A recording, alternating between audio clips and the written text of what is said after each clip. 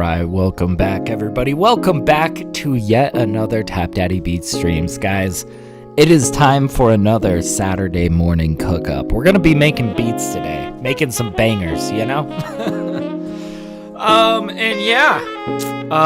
think we're gonna pretty much just dive into it. But before we do, Tap Daddy on Spotify or wherever you like to listen to music. If you are interested in checking out some of my music on platforms, I just dropped an EP called Thinking of You. It's beautiful, it's wonderful, it's very lovely. And this was the opening track, Starlight Fades. Definitely check it out if you are interested. No worries if not. And also in other exciting news, I just got back up above 50K monthly listeners. That makes me happy, man. I like seeing the numbers go up. I like that a lot. It's very nice. I'm having a good morning. I also just, in other news, I also just had a giant burrito. And I've got lots of coffee. And I'm feeling quite ready to dive into some music. So let's put the kibosh on this. Let's get into Ableton. And let's dive into a new song. So I'm going to sift through some sample material right out the gate. I downloaded quite a bit of stuff this morning, and I just want a chance to kind of sift through some of it before we start diving into the drums. So let's see what we got. Let's see what we got to cook with today. All right, so here we are. Piano, Rhodes, keys. That's, I think, kind of where I want to start, of course. Let's see. Where are the ones that I have not heard yet? There was this guy. Oh, man. No, yeah, this was a good one.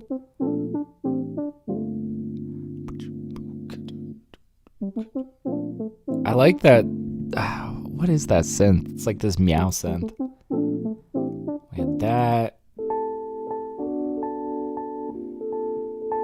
That could be a vibe. I kind of want to start with this guy. Okay. We might chop him. He is 95 BPM right out the gate, which is quite fast. We might even pitch him down and kind of slow him down a bit.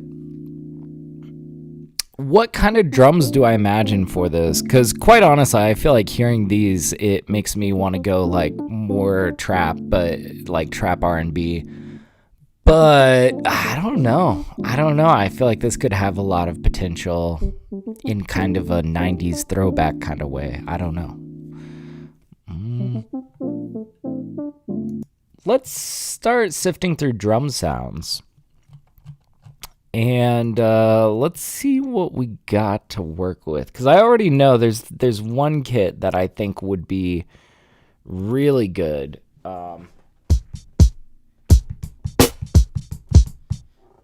This is one of those kits that as soon as we cut the highs off of it, it sounds immaculate, right?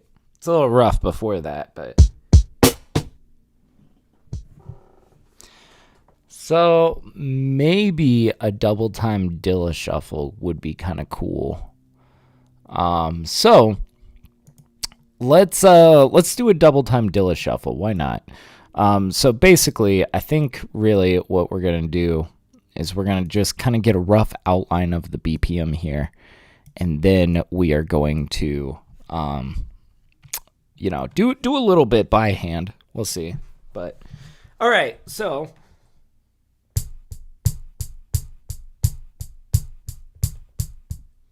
Stuff on my MPC, man.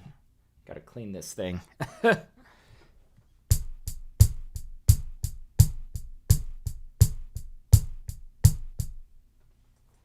There we go. That sounds good. And you'll notice I kind of intentionally varied the velocity.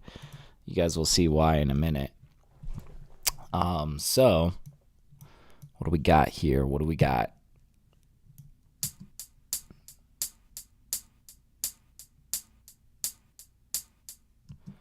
Okay, so that's good. We actually are going to quantize this. I know. Seems counterintuitive for doing Dilla shuffle, but I think it works out when you're pretty consistent with your hi-hats. You can really lock in a nice feeling swing. Okay? So now we got eighth notes. We're going to get 16th notes in here. We're going to take all of this. There's our secondary hi-hat. I always like to do kind of two different hi-hats that are slightly varied but still feel nice together, right? And then, oops, that's a little bit ahead. Okay, so now we got straight 16th. But we want to swing this a little bit. So here's what we're going to do. We're going to bring this back a little bit.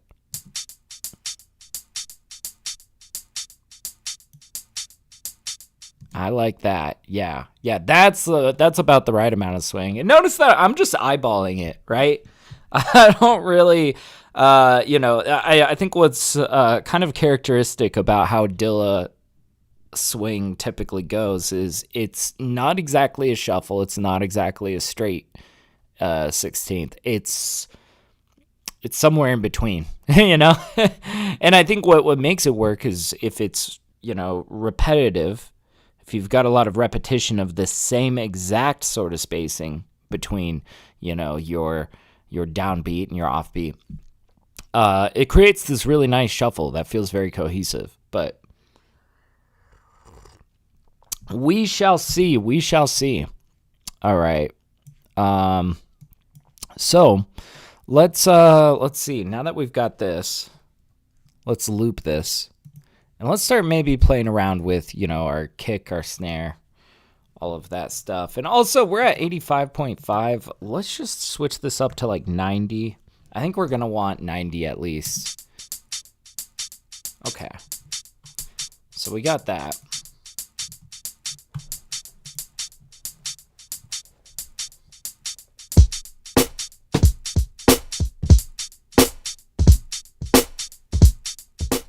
Okay.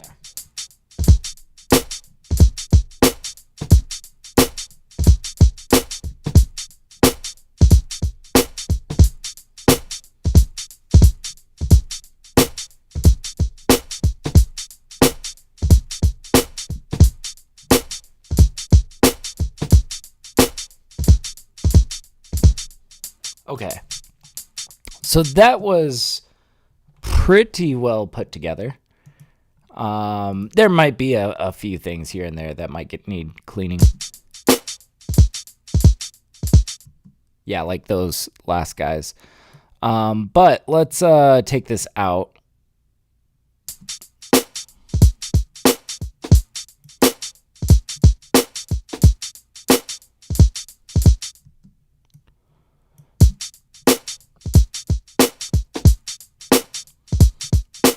Okay.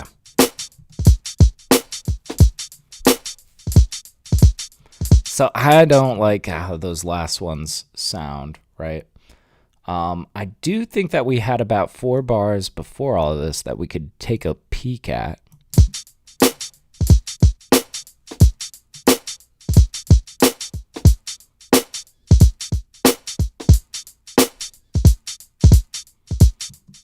Yeah. Okay, so I'm thinking that's going to be sort of the vibe. Now we need to just clean this up, kind of slide it into place. There is going to be some stuff that we're not going to want quantized, but there is going to be some stuff that maybe we want a little bit tighter. So like starting off with the placement of that first kick. And I don't want these snares behind at all. In fact, we're going to just kind of tighten these.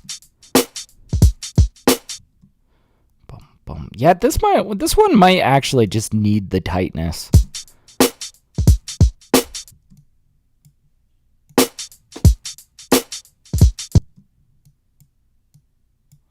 But you see, like these doubles I'm not messing with. We're just kind of putting them into place.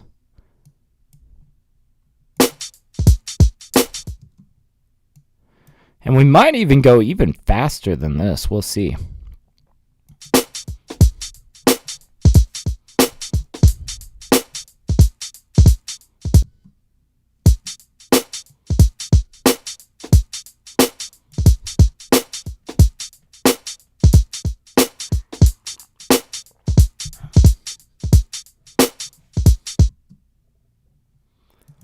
Okay, I think we'll do this. Slap this guy down next to himself, and then I think on this second guy,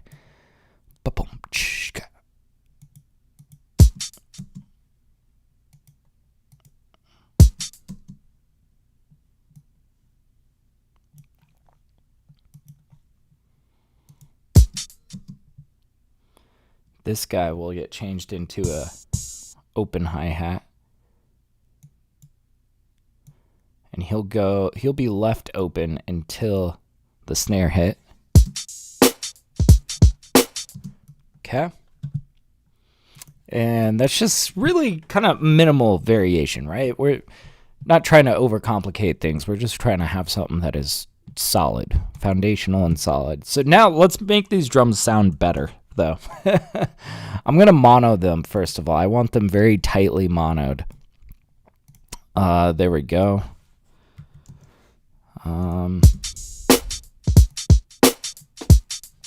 Now we're going to cut off the highs.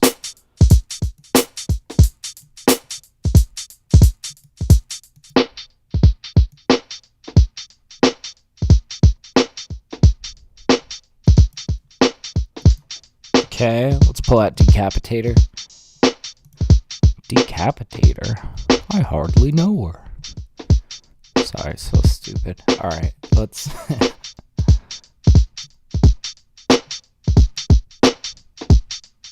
Ooh, yeah. Now let's go back to our sample material here.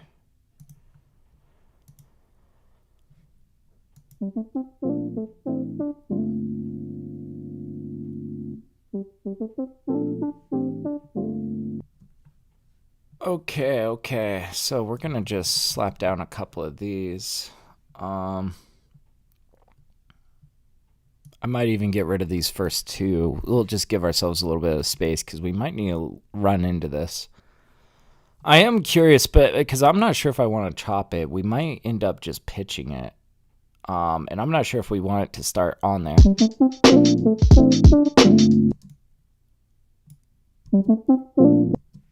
Bum bum bum bum bum bum bum.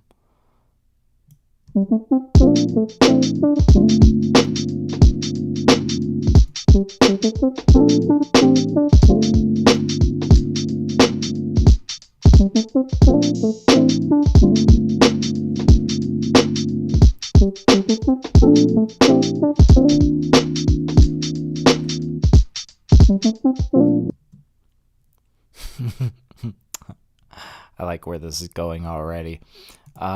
We might kind of change this around though. Let's just forget about BPM because we're gonna change this independently of it.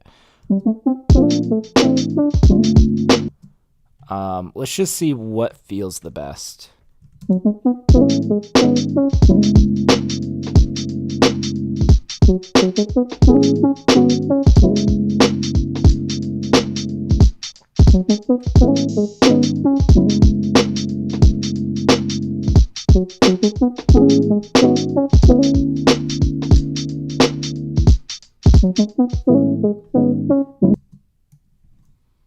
We're going to slap this down, but we're going to do a little drop out here.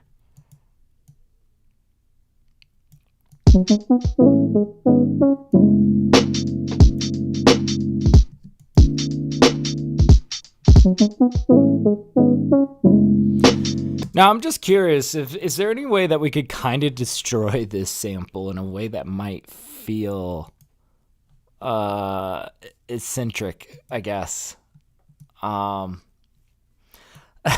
want to be careful here because I don't want to like completely fuck up a good thing. But also, I've gotten some wild results before by just being a little aggressive with it, I suppose. Like, what if we were to kind of like OTT this? It's going to be way too much in the beginning, probably. Yeah, right?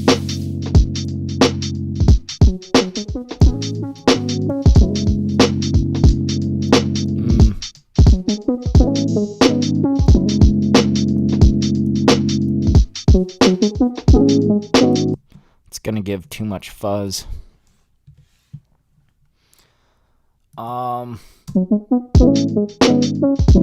So this is the sort of thing that I would usually use an LA2A on, and I want to hear that. However, I am kind of curious maybe what it might sound like with an 1176 compressor instead. Okay,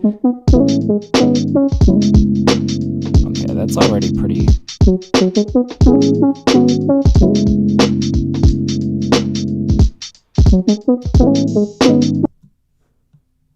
We could also maybe try it up a bit.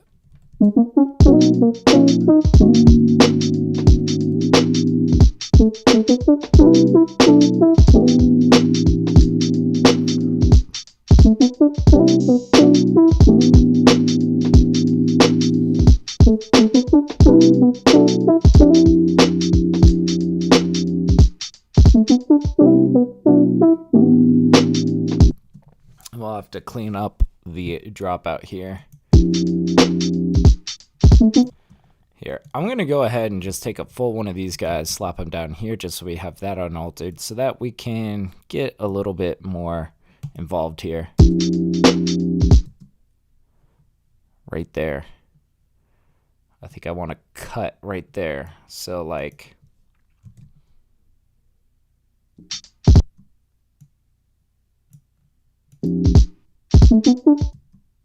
Yeah, something like that, like a little subtle dropout, right?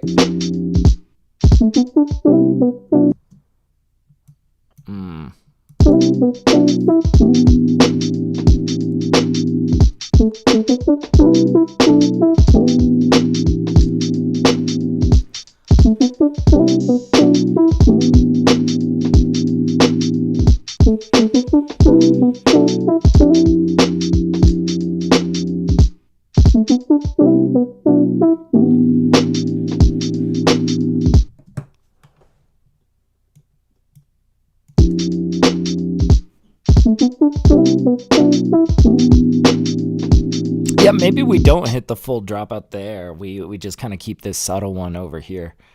Yeah, let's just roll with that. I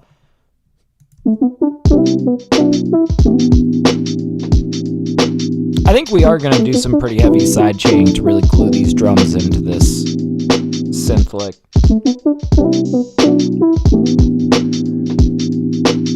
Oh, you know what we could do that might be kind of an interesting thing? Oh yeah, I totally was trying to see the 1176 on here. Sorry, I'm so scatterbrained. Kind of shows that I have ADD, doesn't it?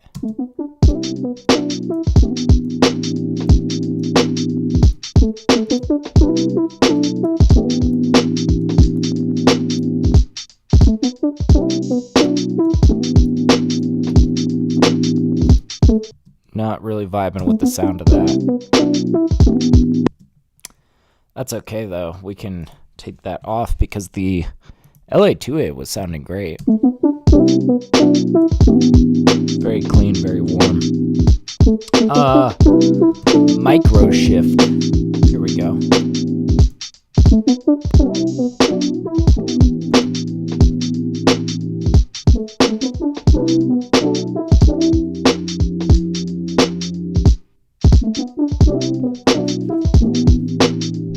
Kind of gives this extra wide. But you know what's kind of like, I'm kind of torn two ways about this because I don't know, usually I like to really spread my chords like that. The melody though, I'm not sure if I want it to be this like super wide thing. It could be though, it could be. There's no rule that says it couldn't be. Let's just kind of see what we got working with.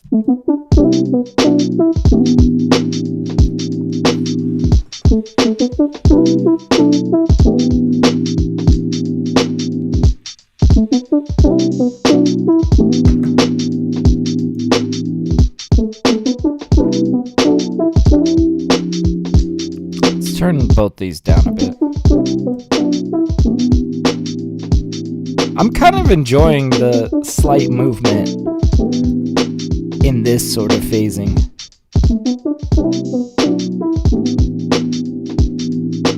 Also, let's take an EQ. See what's going on here.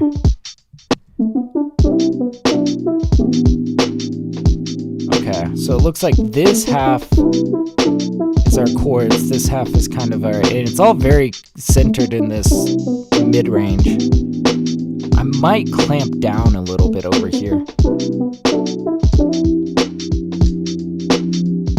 I don't know, would that be smart? Honestly, we should leave most of this for the mixing, right? But sometimes it kind of helps to maybe carve out some room for yourself. Like if you're craving a little bit more of that brightness, you know, why not? Go ahead.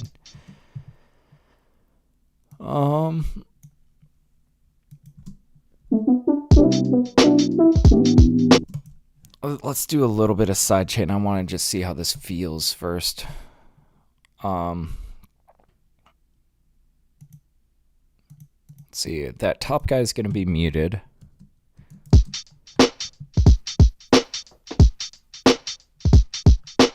And I'm trying to think, do we want the kick and the snare or just the kick? Probably just the kick.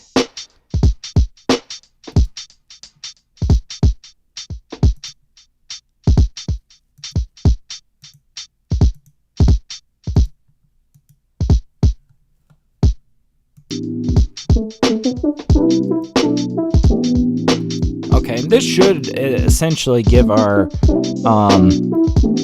kick a little bit more weight to it, hopefully.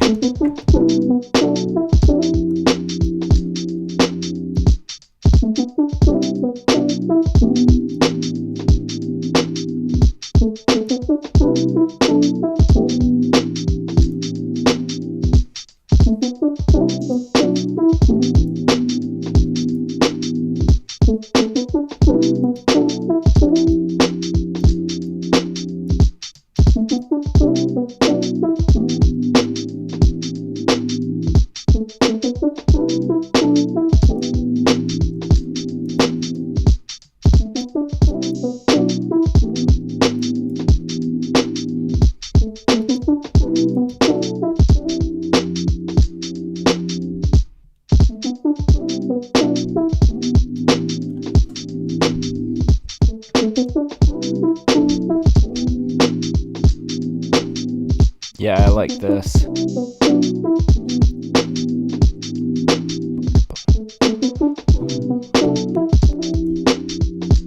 Okay.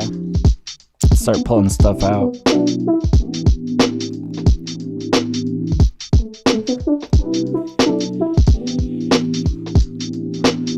I feel like my first instinct is to reach for purity.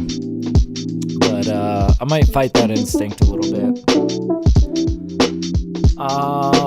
We did get some new synths from Yuhi that were kind of interesting. I think I was kind of enjoying some of the stuff I was finding in Triple Cheese. I just want to maybe sift through some presets.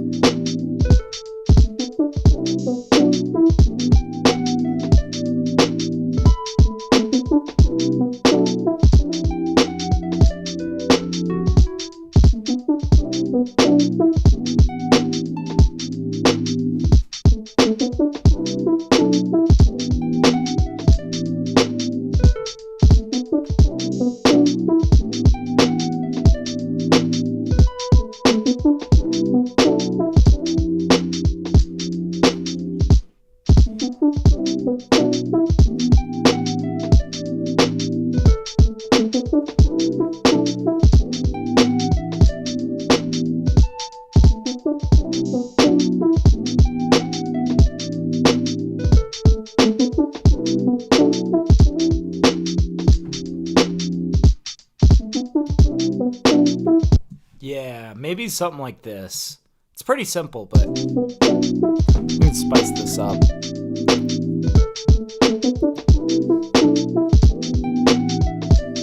I kind of want to pull out Phase Mistress on this.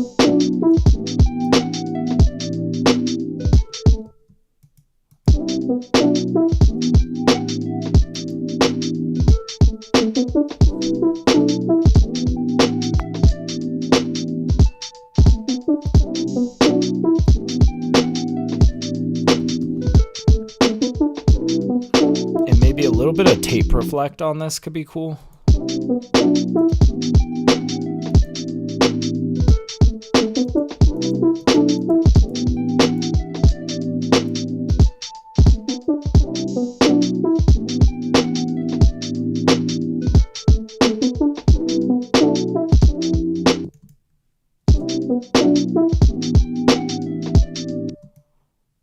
Let's focus one section at a time. We're just going to focus on this guy a bit.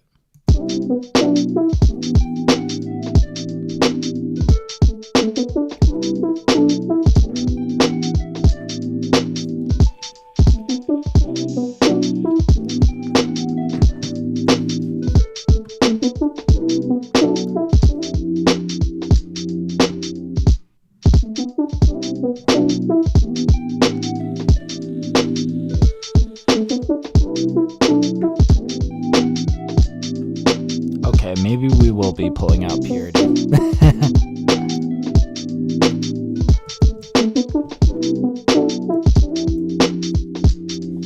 I was kind of playing around with ARPs recently.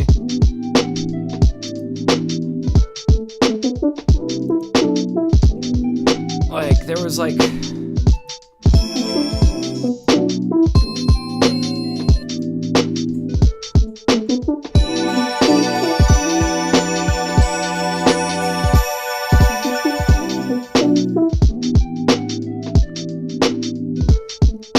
So we could kind of mess with this a little bit.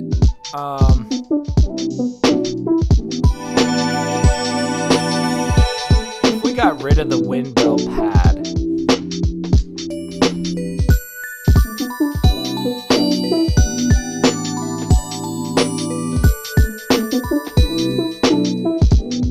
okay, this could be really slick if we keep it very subtle in the background.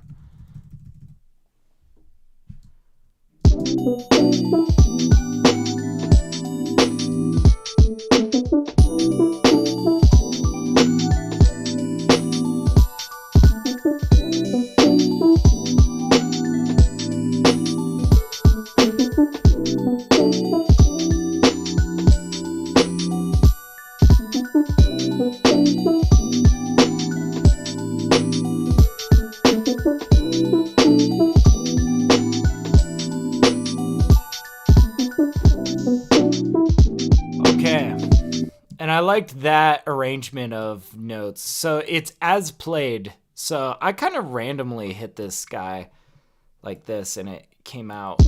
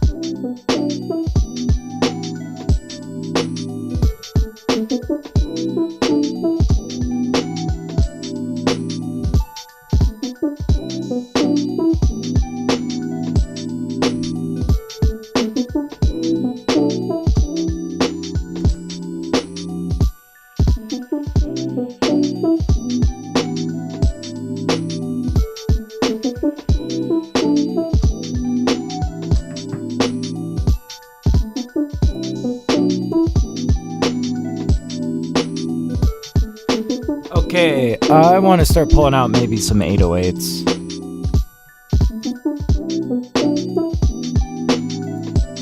Some soft 808s.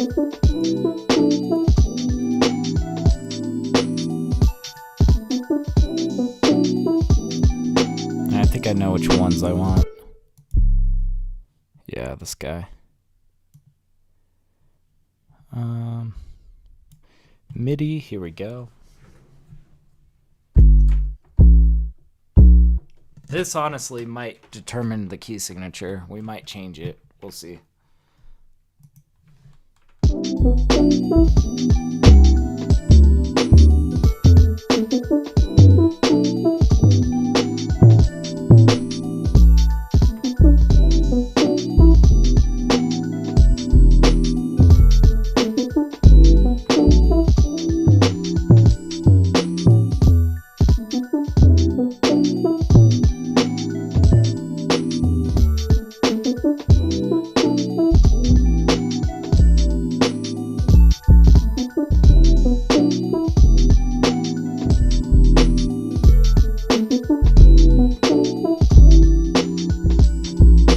Okay, let's mess around with these 808s, see if we can dial in the notes.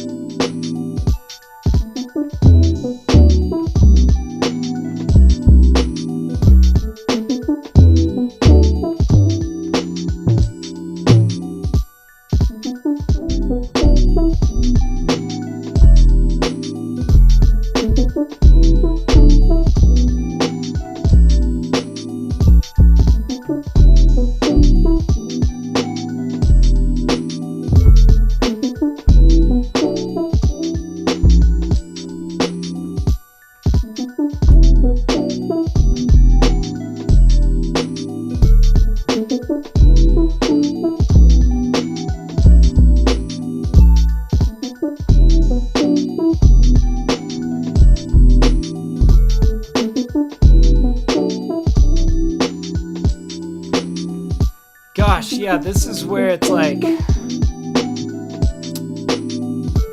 do we change key signature to get a better like range for this 808?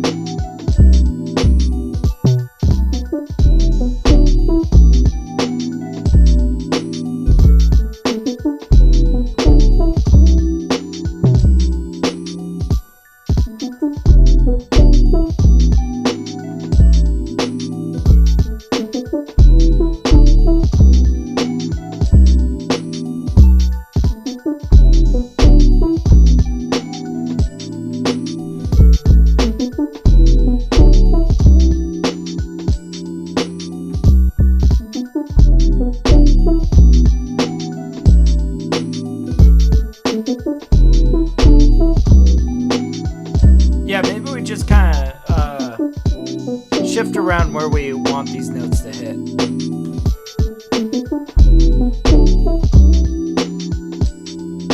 I'm still figuring out 808 pattern here.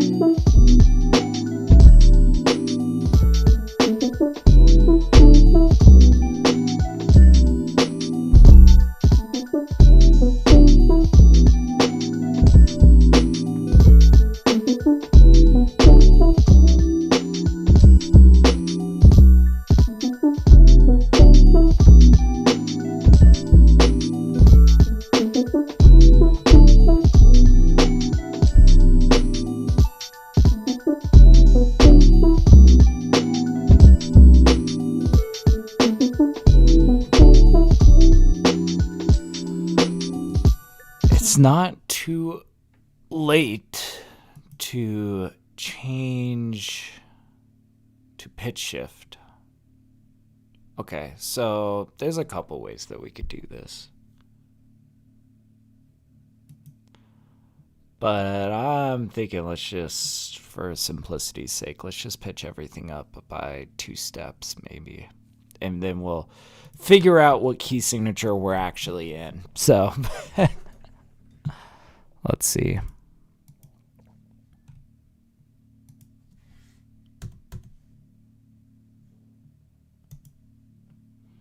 These guys, we're going to throw a pitch on here.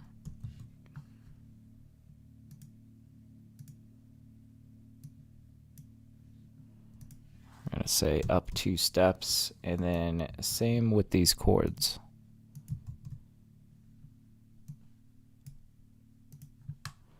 Up 2 steps.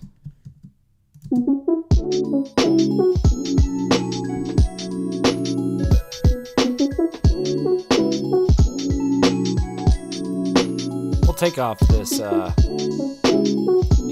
for now.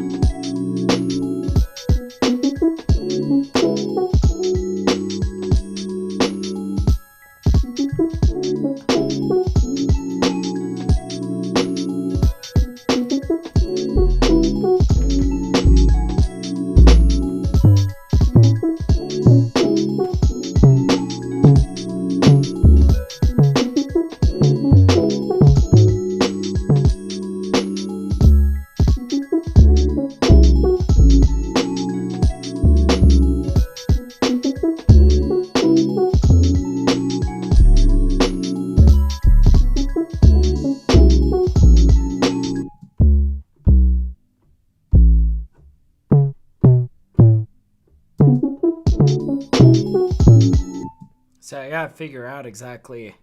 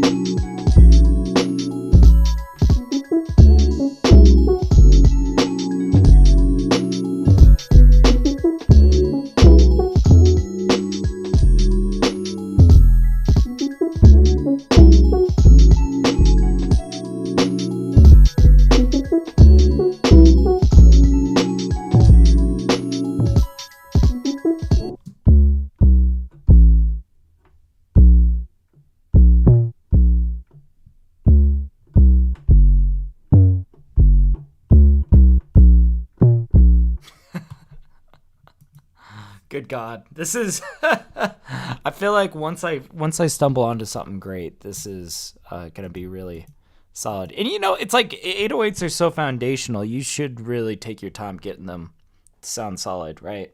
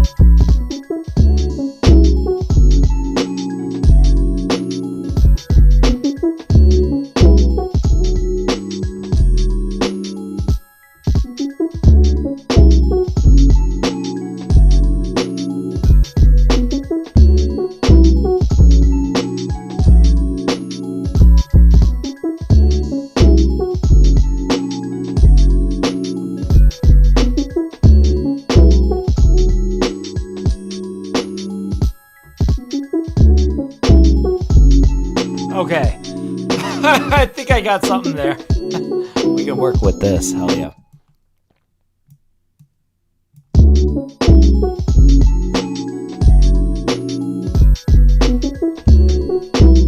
Okay, we'll really tighten these up though.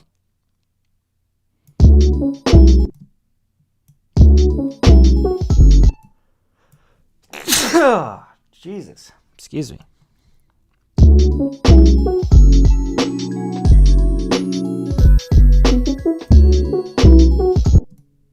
Don't want them early either. Really, this whole beat's gonna be pretty tight, I think.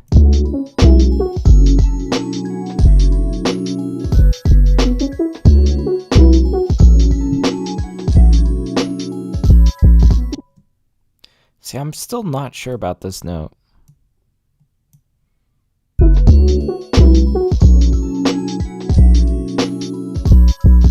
Yeah, that's the note. Okay.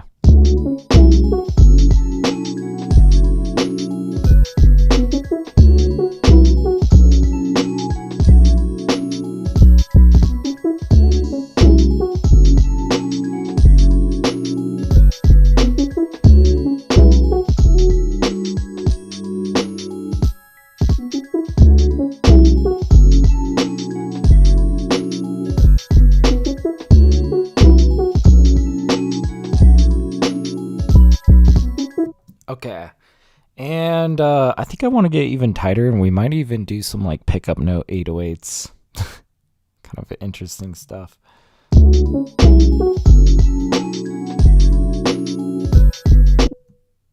So like right there. Bum bum. Maybe we even pencil in a little tight.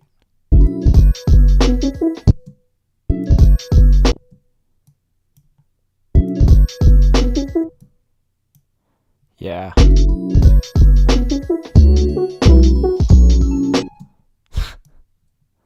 It's gonna be a very vibey beat when it's all said and done.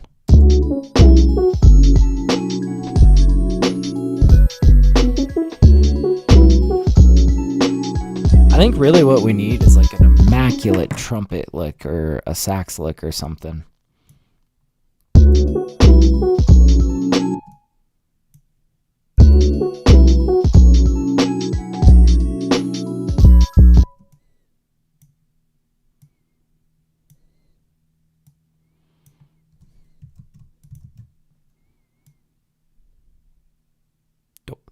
Where did it go?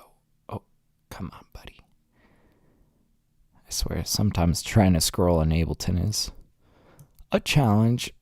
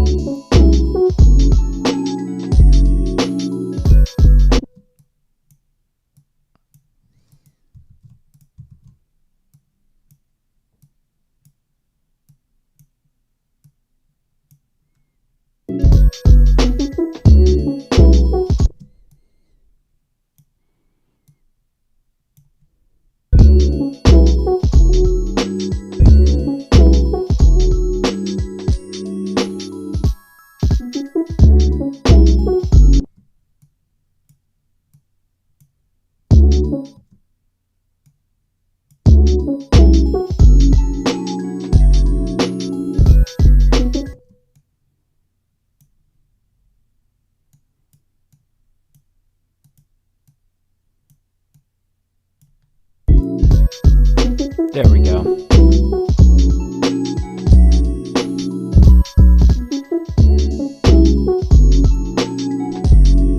I'm gonna compress these a little.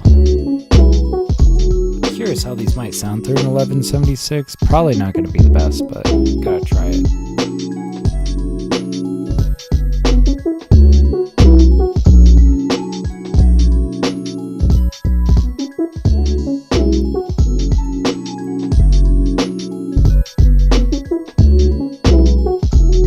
I don't know, that's kind of a vibe.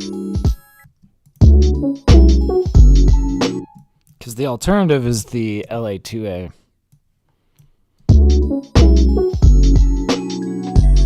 And that feels pretty goddamn nice.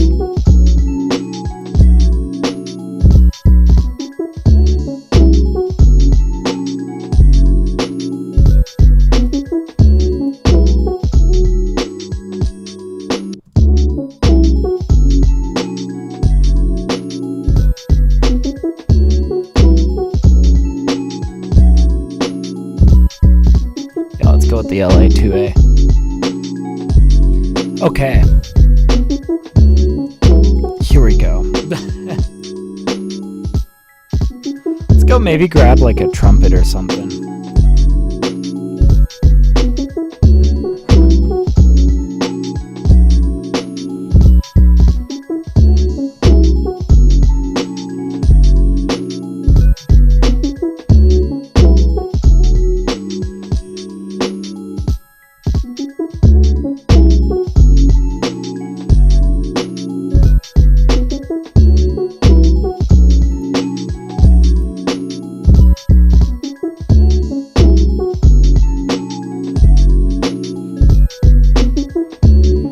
Look through some of these saxophones.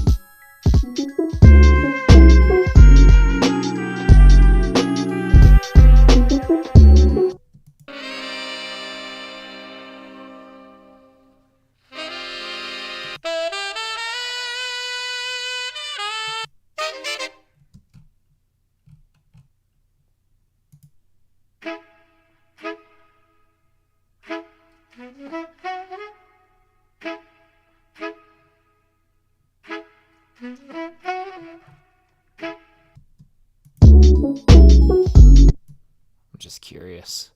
Gotta try this at least. See if we can get in the right key signature though.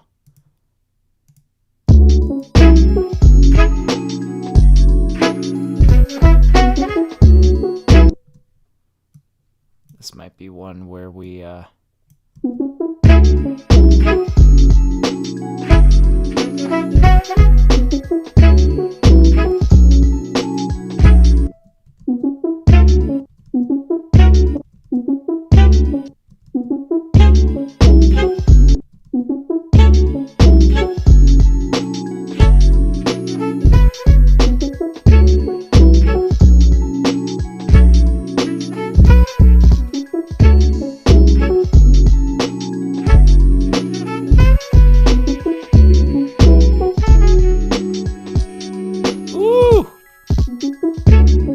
God, these feel like they were made for each other.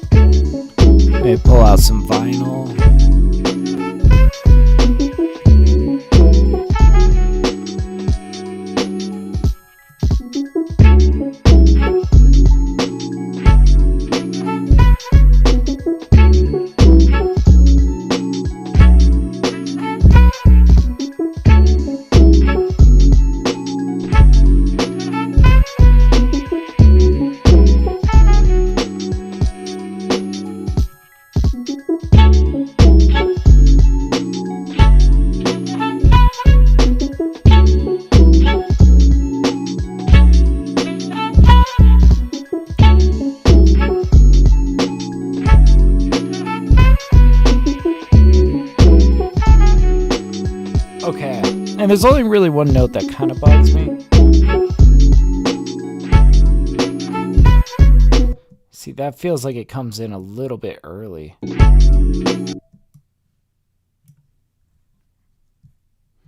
If we could just like maybe scoot this a little bit by a minuscule amount.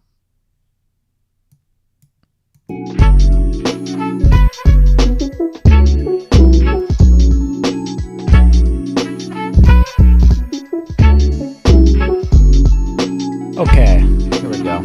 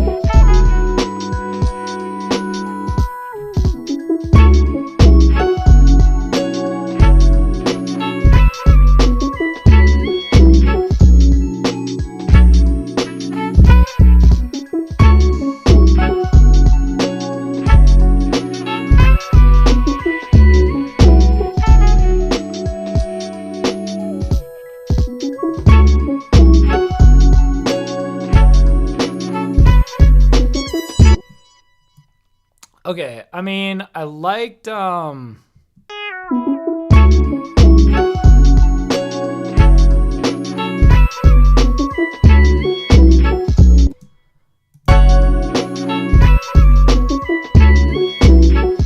that. What's up, Signature? How you doing, man? Sorry, I'm like locked in here. I'm making this weird ass, I don't know what you would call this kind of beat. But yeah, how's your day going, dude?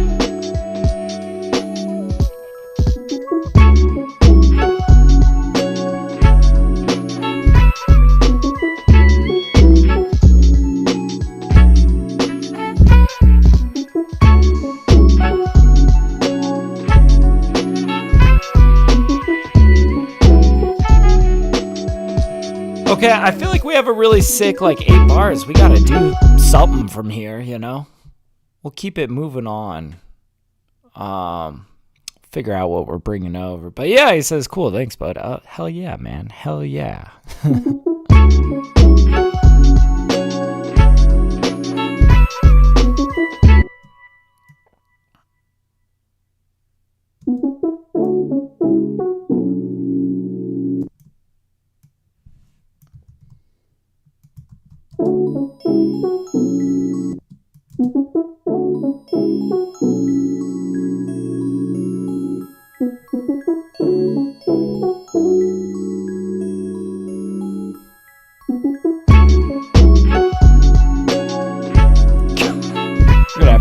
We're dropping that in. But I kind of like what this bell arp out here.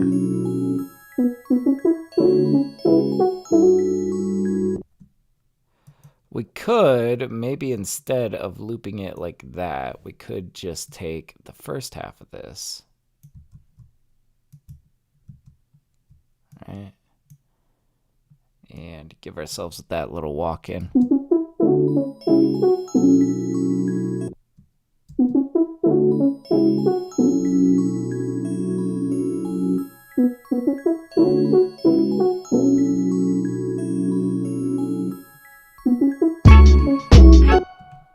And then here's where we can kind of spread things out, kind of unpack what we've built thus far. Because we built like this big ass thing, right?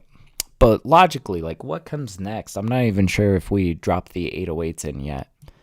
I think maybe we pull that in on the next section. Maybe same with the horns. Oops. We're going to bring all of this over.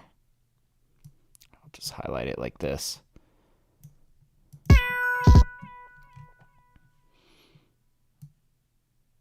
And then let's just kind of hear what we got with this guy.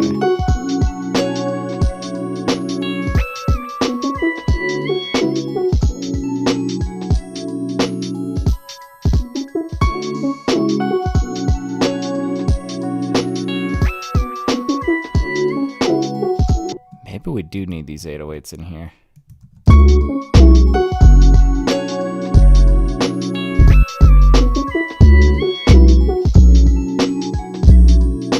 And I'm also kind of considering maybe cutting some of the highs of these bells, you know. Sometimes I feel like when you just shave the highs, it can sometimes come out in a more like defined feel. It feels kind of peculiar when you just chop some of these.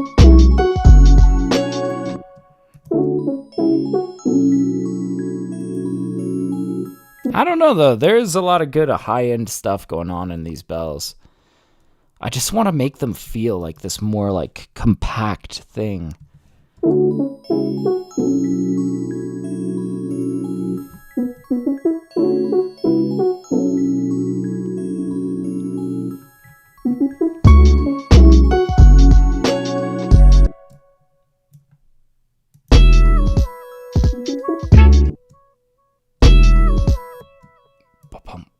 Maybe I want like the pickup to be something like this.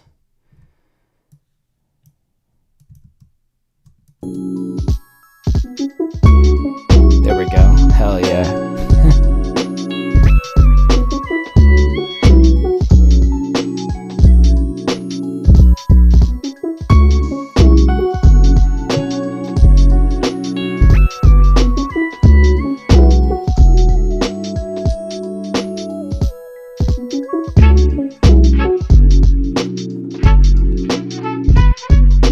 See, we might even cut down this over here. I think we do bring over like all of this, because it did sound pretty slick together. We just gotta maybe shave down this section. And I'm thinking we might even shave down parts of like what we got going on. I like how these kind of counter each other. I feel like it kind of clashes with these guys a little bit. So you know what we might do is let's figure this out in this section. Well, that does kind of work in tandem. It's just this guy needs to come up.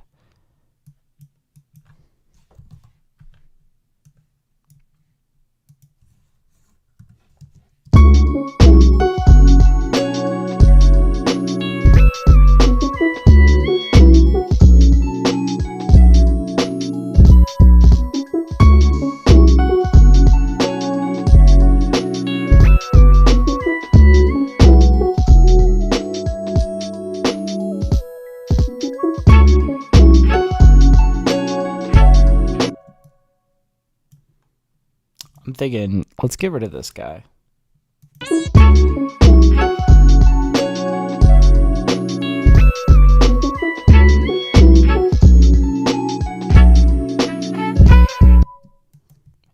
And we'll cut down this until we get here. Hell yeah. New EP's great. Thank you so much, Signature. I'm so glad you heard that. Hell yeah. Oh, man. Man, I'm surprised it's really taking, you know? I saw my monthlies just crossed 50K today, and it's just because, like, yeah, that EP is, like, really starting to take hold a little bit, you know? It's still so early to tell how, like, I feel like you really learn how a project's gonna do over the course of, like, 6 months, but for the first, like, 2 weeks, this is, like, a really good 2 weeks, I would say. But thank you so much, though, partly because of you. Thank you for checking out my EP, man.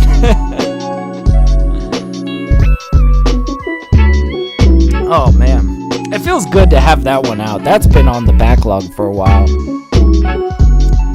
All right, we're gonna...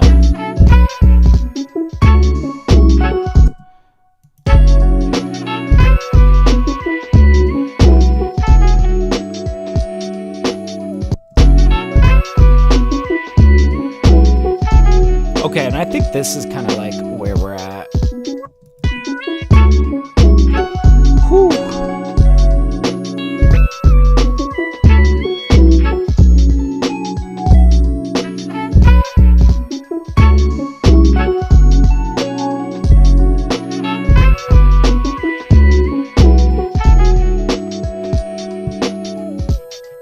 Okay, this is where I think we like really dumb it down. Really dumb it down and bring us into something else. I'm kind of thinking like, let's drop out the drums at this part and just see, really simplify it, really shave it down.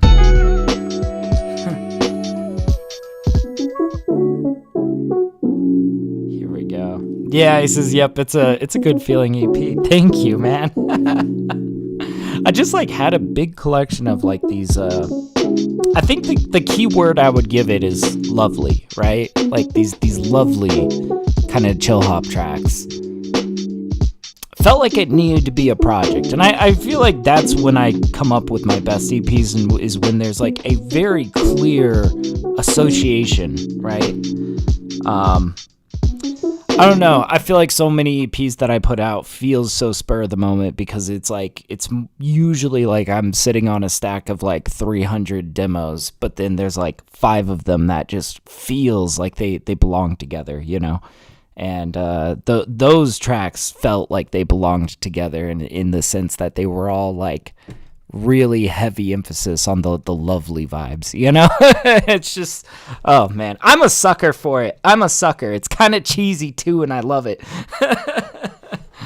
It's like that very like wholesome, very almost hokey kind of feel good, lovey sort of, I don't know, man. I love it.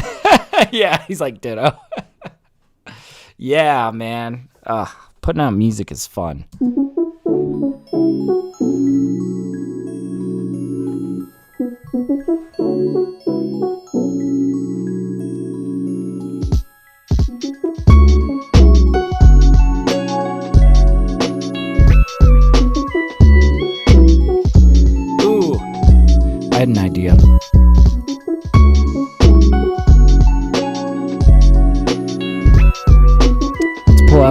worship organ.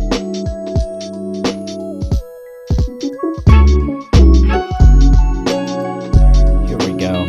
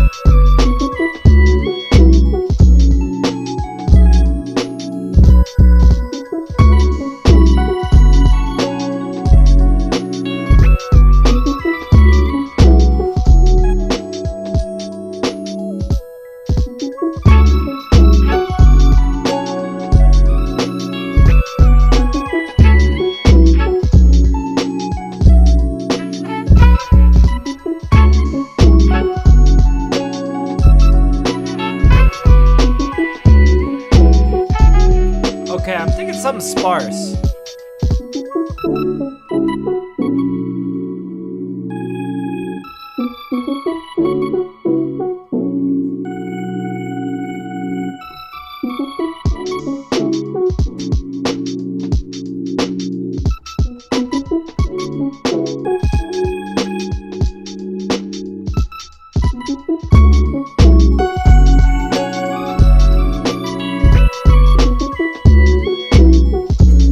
I don't know. I'm gonna get way too crowded on this too quickly. I'm just really trying to think of how are we going to connect to this bridge section.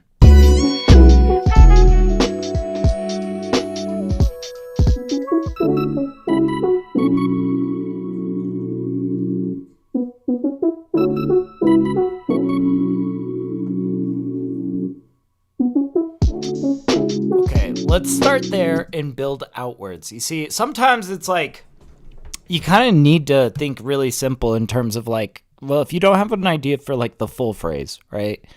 Maybe just lay down the handful of notes that you know sounds pretty slick. And then we can come in with anything else that we want to kind of fill out the other half.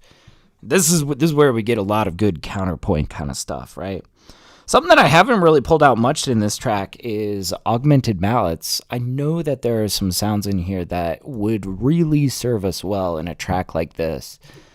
Let's see.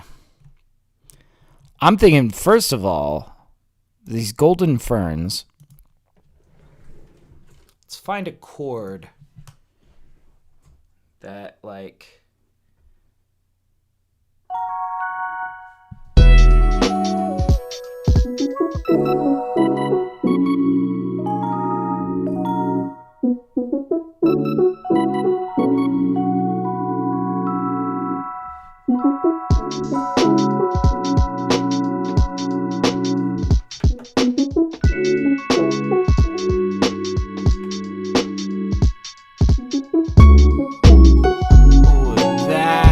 Chord right there. I'm just curious, what if we...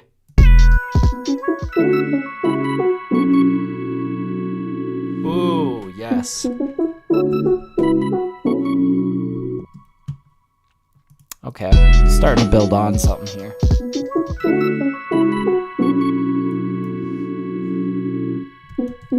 Pull out X-Band.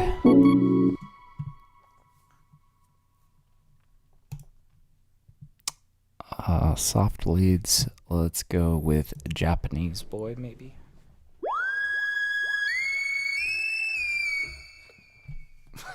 This is such a whimsical kind of synth. I love it.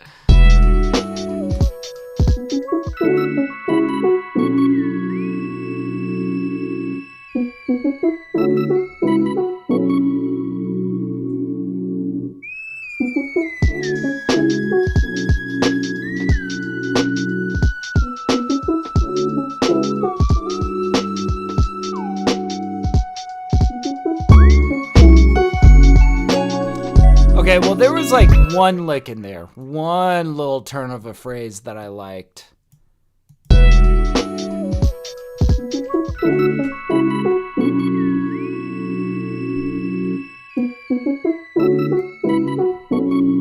That.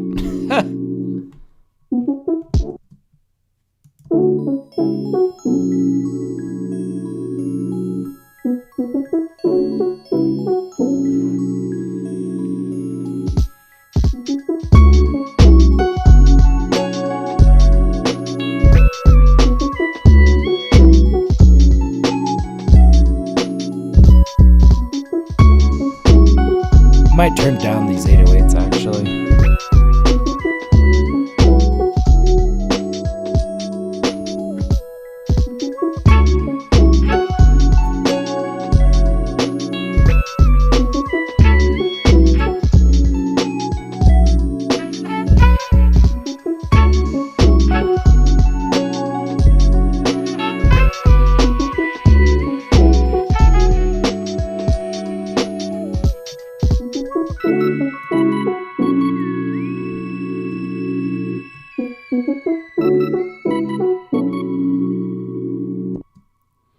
Okay, I feel like we just need to build outwards, right? Build outwards is the name of the game here. I'm really taking my time on this track. I'm not gonna lie. We've been at this like maybe an hour and 15 minutes, which I know is like not much for most people.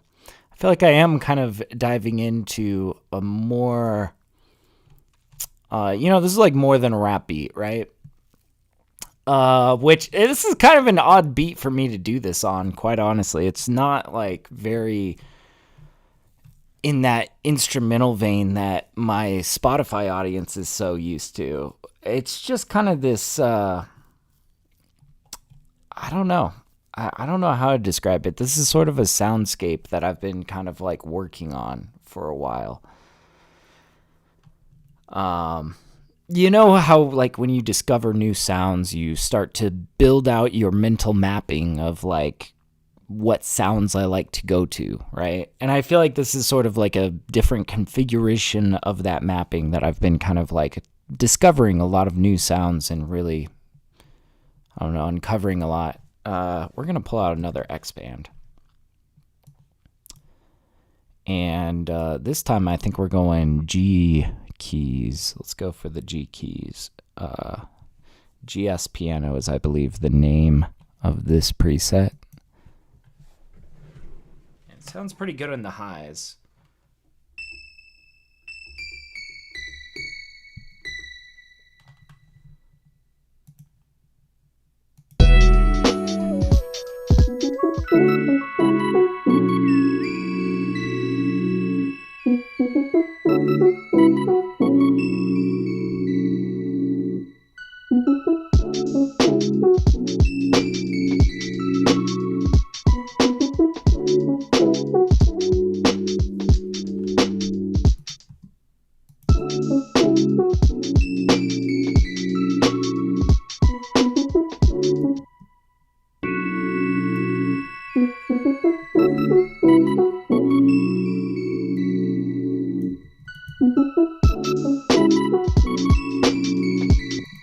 Let's actually fix. There's like a little bit too much length on these first guys.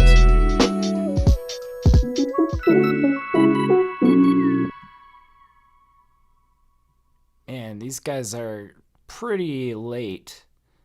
Let's see if we tighten them up a bit.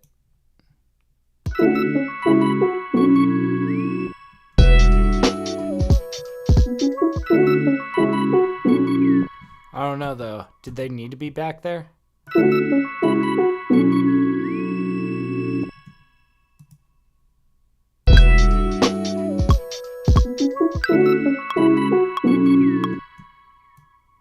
these tight. Let's see how it feels very tight. Make a decision.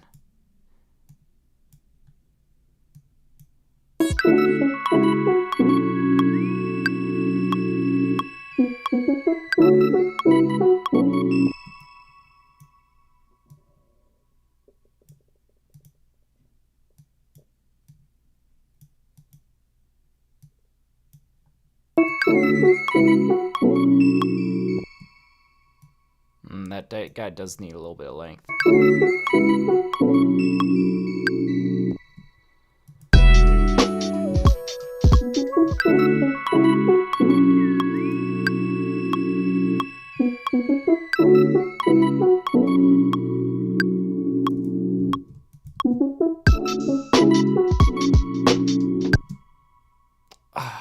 We'll probably give these guys a little bit.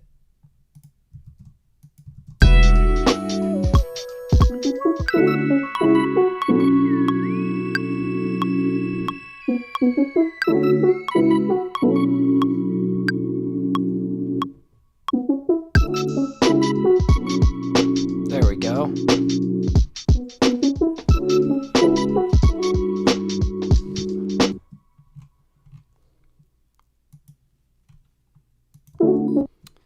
All right, let's bring us back to the beginning. I'm feeling like rain in the beginning.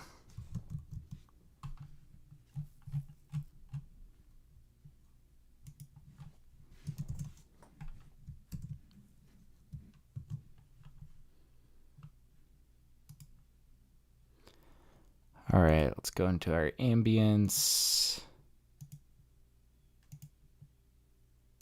Light rain.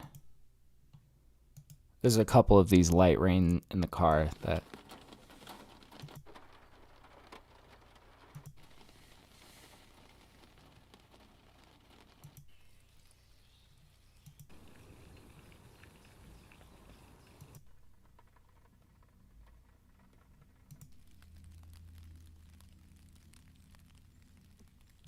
ooh, this is kind of nice.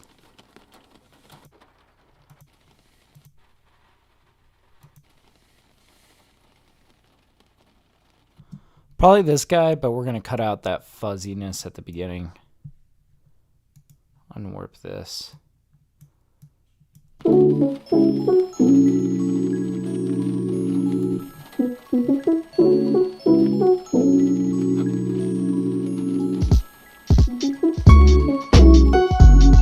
Okay, now we just need to like really turn this down. Okay.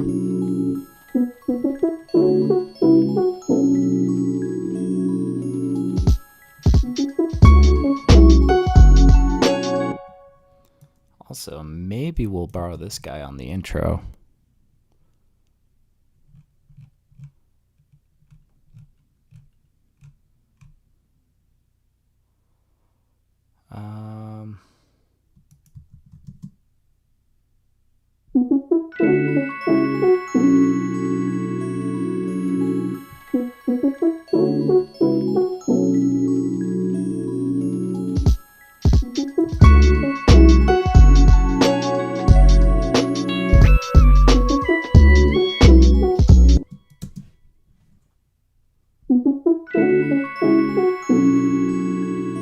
Ooh, that opens up nicely. We might even like extend out these notes, let them kind of die down on their own.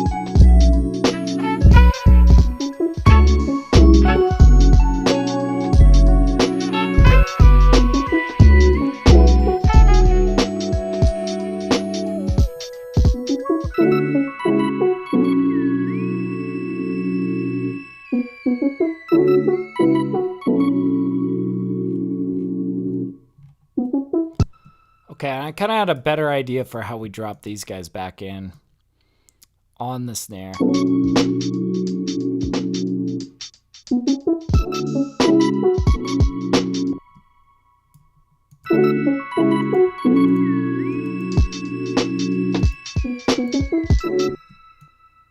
And it should be, let's see, where is it?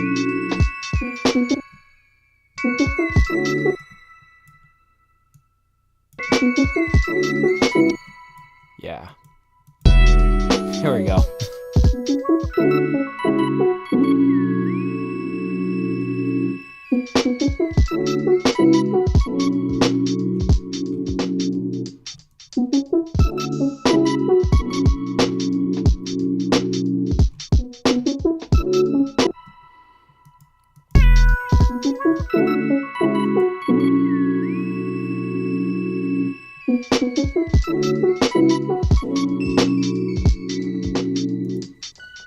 Yeah, this is pretty, it's gonna have to be redone.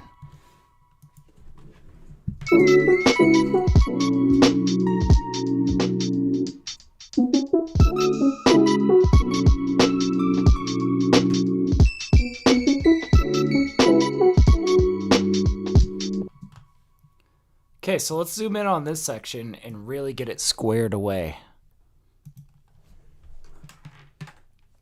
All right, let's mess around with this.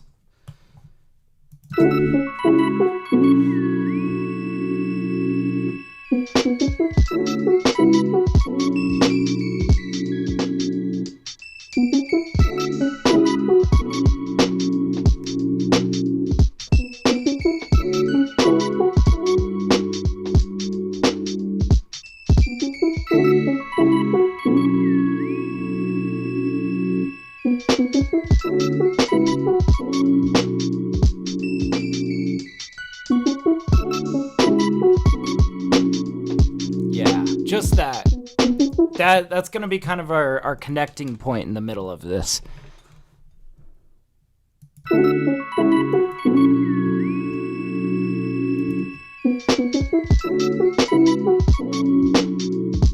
Something else in there.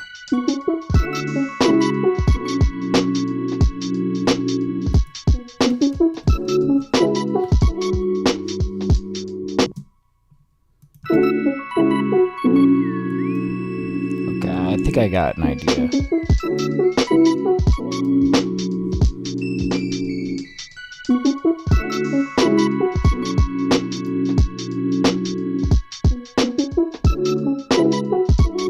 This ping pong piano.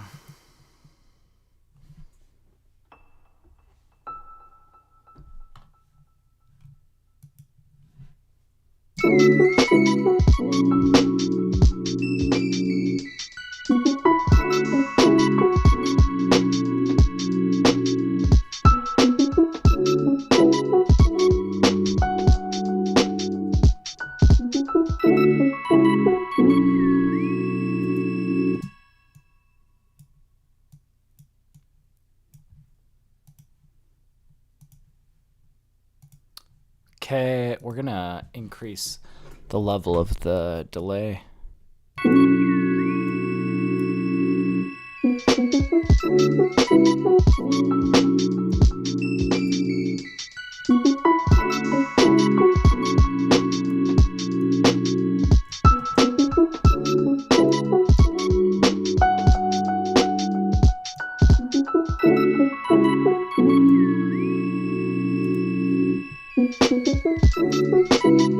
We're going to compress this so that we can set it further back and still hear those delays.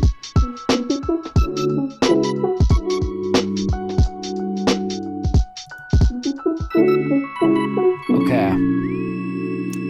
Now, I think we need to like start building this back into the track.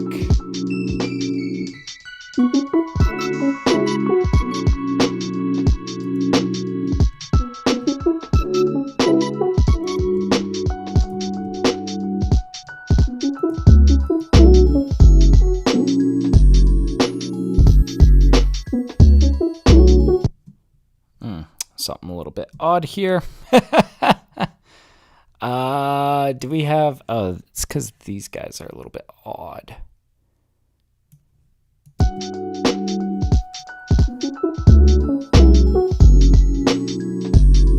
Okay, so now we're kind of back at a blank canvas here. It's not quite a blank canvas. We got a vibe going here.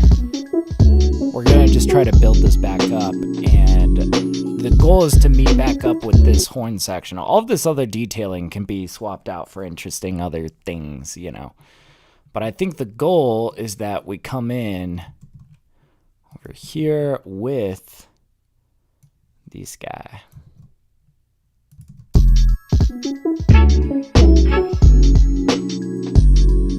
Yeah.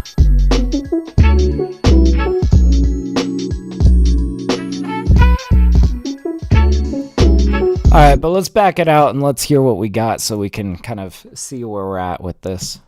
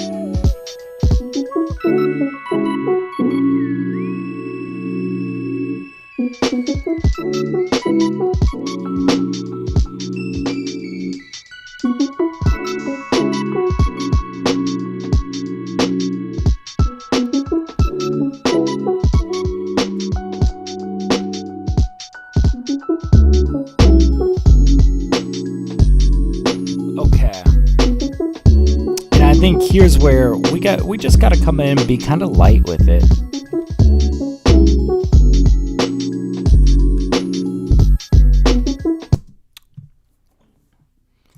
What would be some good light detailing? There might be something in Zebralet that I don't know.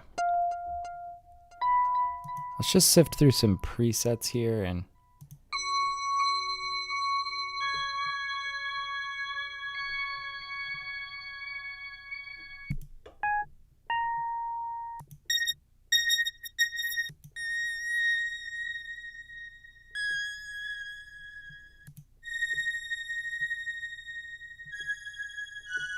ooh, that's some nice, like, bright detailing.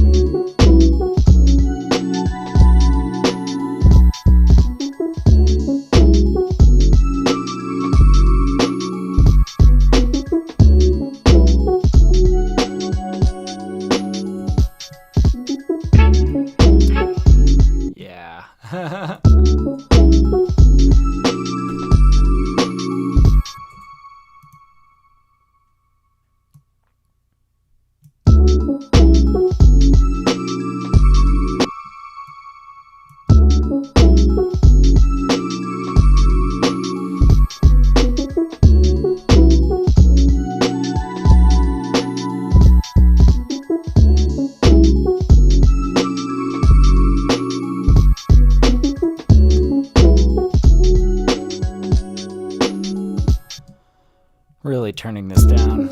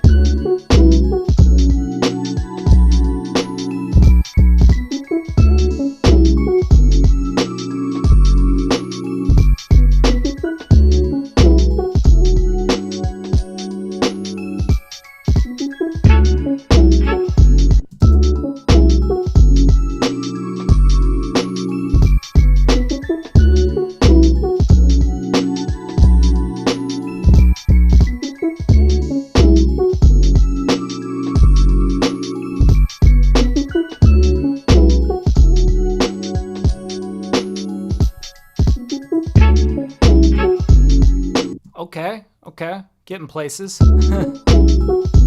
What's up, Mars? How you doing, man? Oh, man. Sorry, I didn't see you there. I was like all locked in on this. It says augmented pianos is great. I love the woodwinds too. I'm kind of thinking about getting the rest of the Arturia plugins, because I got augmented mallets free, you know? Yeah. I like the skibbity beat. Is this a skibbity type beat? I don't know what you would call this, man. It's like, it's just kind of a vibe. I don't know. Let's see where we're at and where we're going, because we've kind of made some progress, but it's like, I don't know. I feel like we really need to feel the direction of this track.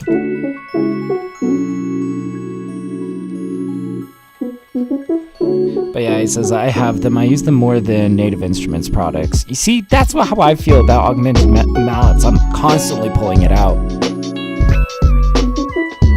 thinking maybe Black Friday I'll go all in on some Arturia plugins, you know.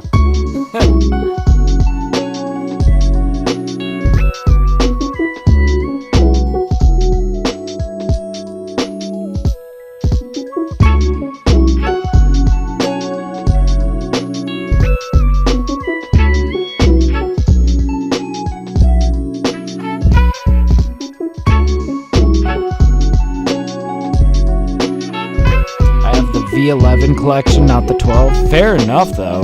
I mean, if I get the 12, I'll let you know how it is. V12 has some great synth additions. Hell yeah. I feel like back in the day when I bought my Complete Control A61, I really wasn't that into synth sounds. I just really wanted anything that could replicate real instruments, you know? So Native Instruments seemed like a good choice at the time, but ever since then I feel like this track is a good indication of it. I've been really falling in love with synths. I don't know, especially like retro sounding synths, and just, I don't know. I'm still a novice when it comes to synthesizing anything. I'm a preset guy, but you know, I'm learning. Love Acid V. Hell yeah. I'll keep my eye out for it.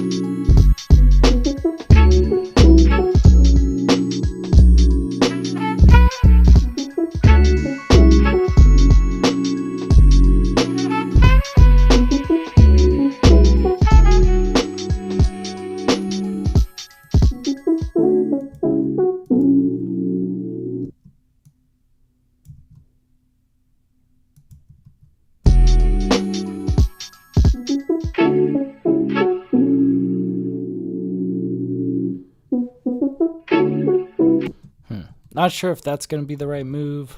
Probably continue on these guys. And maybe we'll just fade them here.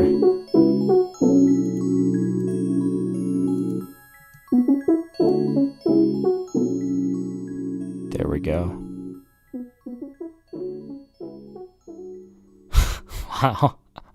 We spent a long time on this very weird beat.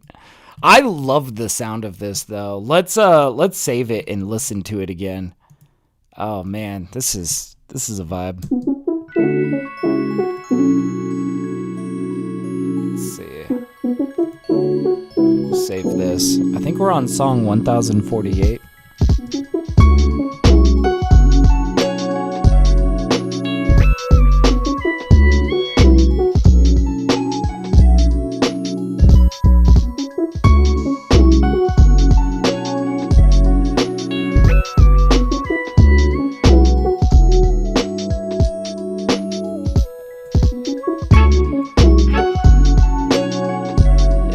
Pigments can be morphed into anything, really. That's fair, yeah. I was watching Venus Theory show some of the new additions to Falcon yesterday on a live show. Oh, nice. Falcon is one that, oh man, I definitely have considered Falcon. Definitely going to start diving deeper into sound design. I feel like Falcon would be the plugin for sound design. Kind of funny. Purity is such like a cheap synth, right? But Falcon is the only other VST that I see layers stuff like you see here in Purity. You can layer stuff and kind of add individual sounds to the individual layers. And that's where I feel like Falcon has an advantage when it comes to sound design. I don't know too many VSTs that support this sort of layering. Plus with Falcon, it's fully customizable. You can load in any sound into it.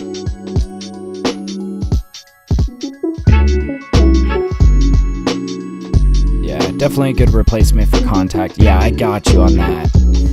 I feel like it is the superior, less talked about Contact. Yeah.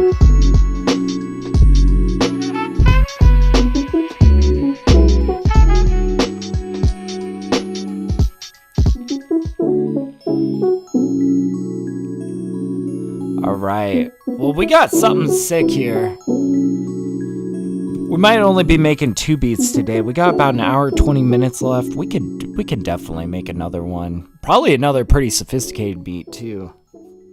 We'll try for it, we'll strive for it.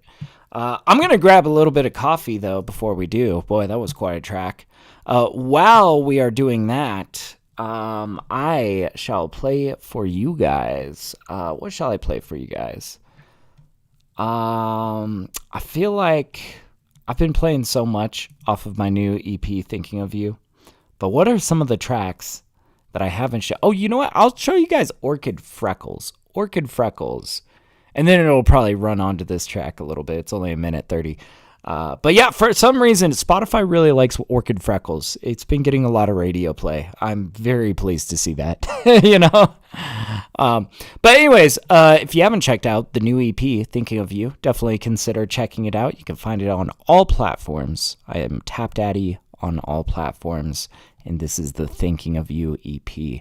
So I will be right back. I'm just going to grab a little bit of coffee, and then we're going to dive into another one. Let's do it. All right, let me get that volume up, and I will be 2 seconds.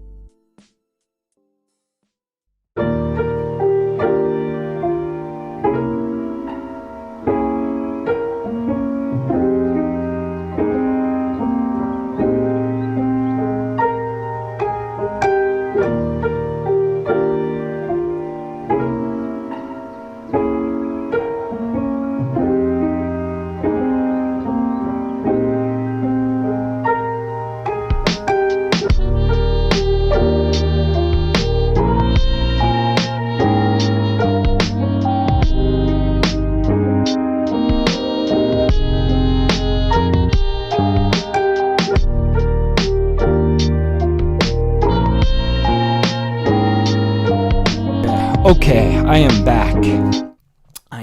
We are diving into it. Yeah, I love this one. Hell yeah. Oh, I remember. Yeah, Mars was saying. Yeah, I remember the issue with the pitch adjustment on the horns. Oh, for thinking of you. Yes. That's just like, this is like such a lovely track. I don't know. This is what really like solidified, like, okay, yeah, we've got a whole EP of this stuff. You guys have probably seen me make a lot of the ones on this one. Orchid Freckles was made when I was reviewing the Tempo Key K25. You guys remember this thing? I just made a banger with it, you know?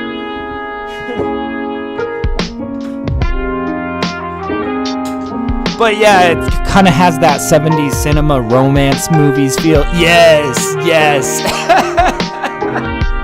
It totally is, man. It's this cheesy, like, lovey kind of 70s romance. Yes, Mars, you're picking up exactly what I'm laying down here. Anyways, I'll let you guys go check out the EP for yourself. We're going to dive into a new live set. Okay, save changes. What changes were made? Of course I'll save. Yes. Oh my gosh. All right. Man. Okay. So, let's see what we can get into. Let's sift through some sample material. Ideally, I would like to do another very detailed track. You know what I mean? I feel like today I'm really into, like, I want to make something for Spotify, specifically for my Spotify audience, if I possibly can. But you never know. I feel like sometimes I just get off on odd tangents, you know, music. That, like, that last beat was kind of an odd tangent of a track. What would be... Do I have any good, like...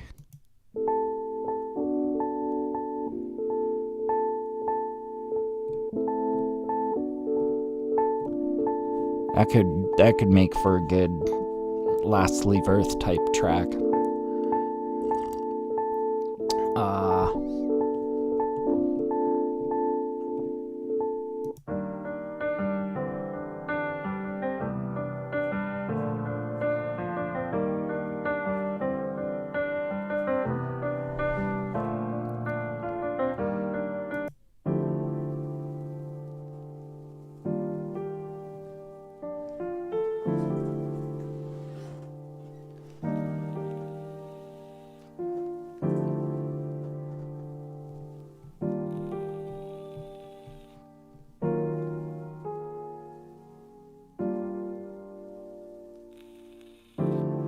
I'm tempted.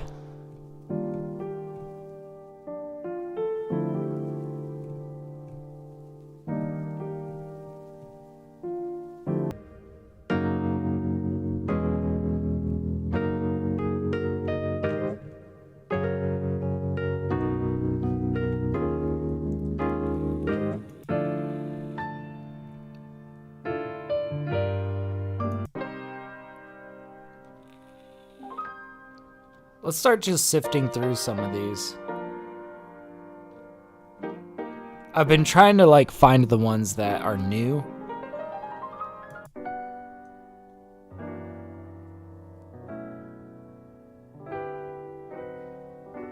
Ooh. Oh, fuck. Here we go. Okay. Guys, I think we got this in the bag. This might be good. Did you ever see that movie, Dear John? I can't say I have. Now I feel like I need to understand the reference. Okay, this one, Wild Cards. And I think I know the kit I want to use, and I don't think we're going to chop this piano. Like, let's not ruin a good thing just for our ego's sake. Let's work with it and make something that's really, really immaculate. I need some very simplistic, like, chill hop drums. Where are we getting those?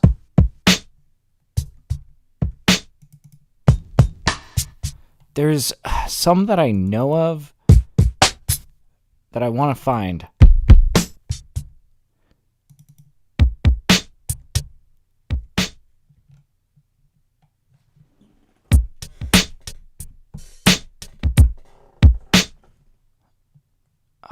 What are they?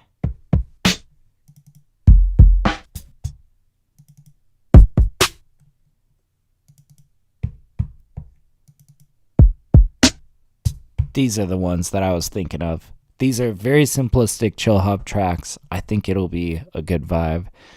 But yeah, Mars says, yeah, it was good. Dear John letters are like when a woman breaks up with you with a letter. Oh no. Yeah, he says, I like that kit. Hell yeah.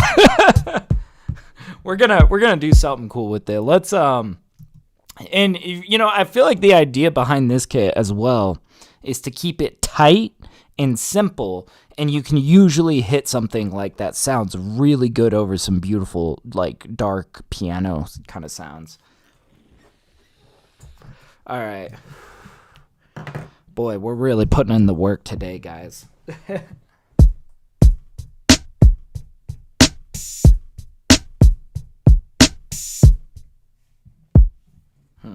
Maybe we will keep it really simple, and then we'll like pepper in some pickup kicks. I don't know.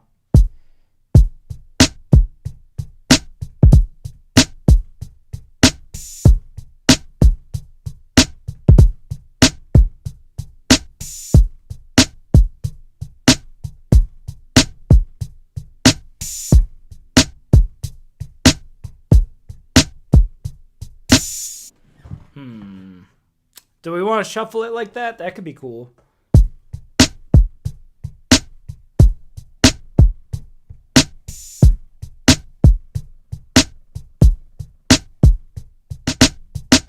I don't know, though. I'm kind of feeling the straight note.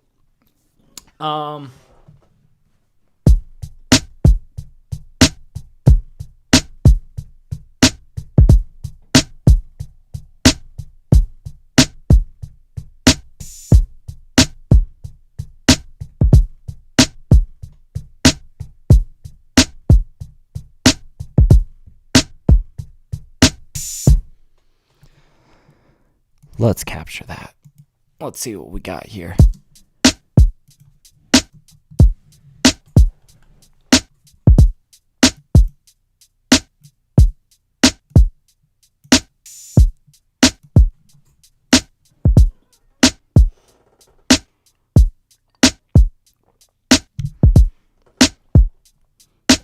That little dropout was accidental, but I like it.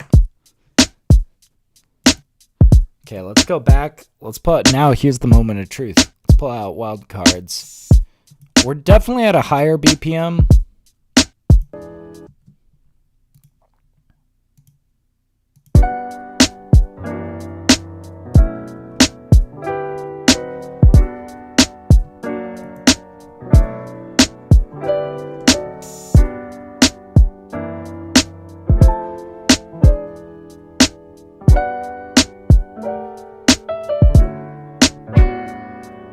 Ooh, yeah, gives a character. Yeah, I got you, Mars. Oh, man, beat's done, guys. I love this. No, I'm kidding. Oh, my God. Let's start with the most core elements, okay?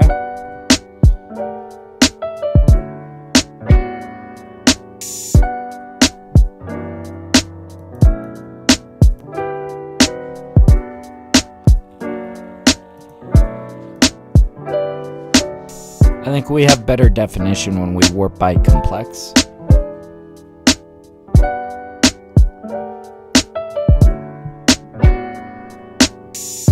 Okay, also, I see we're really in the red. Also, why am I outside of full screen? I'm being a silly guy.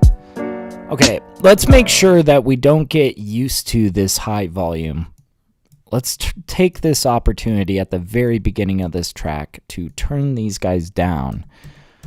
6.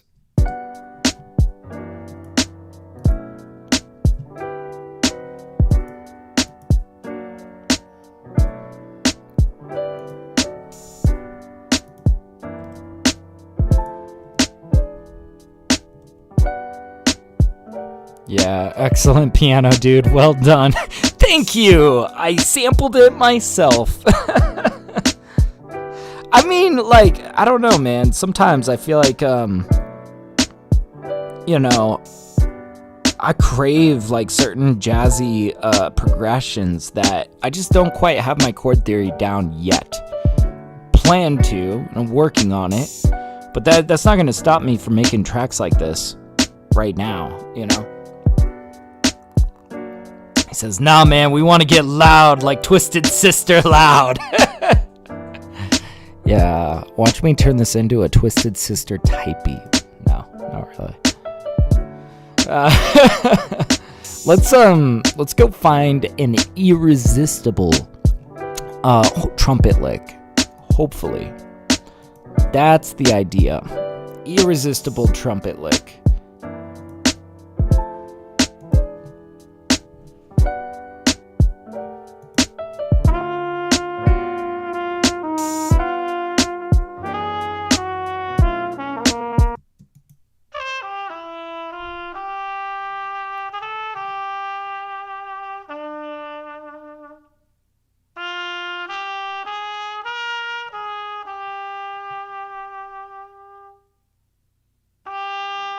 Maybe.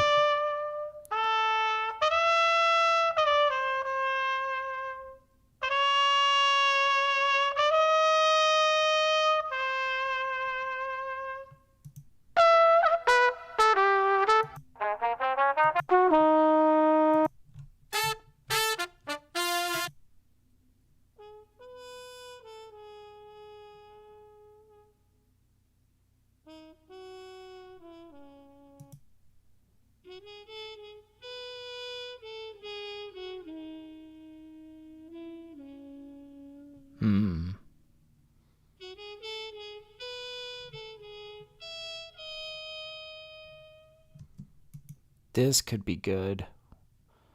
We're in B minor. This is C sharp minor, so we wouldn't be too far away.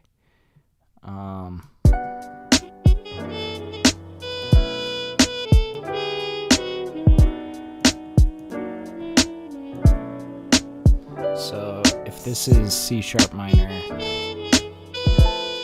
we're trying to get it to B minor.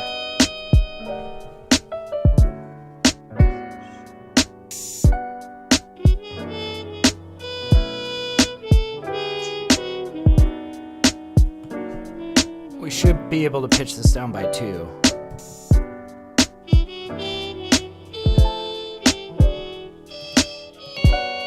Yikes.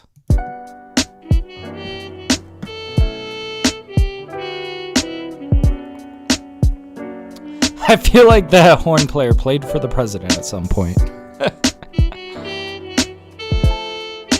Maybe.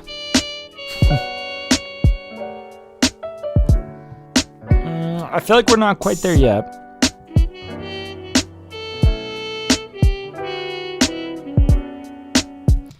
Bum, bum. I'm not quite sure about this note. Let's chop from here and play around with.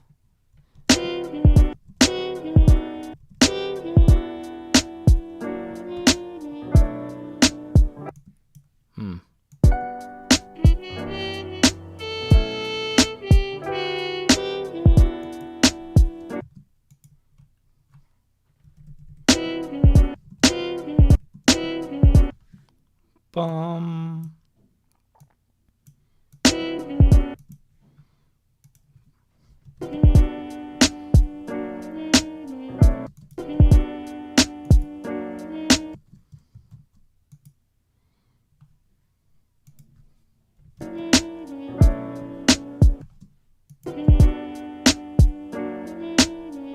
There we go.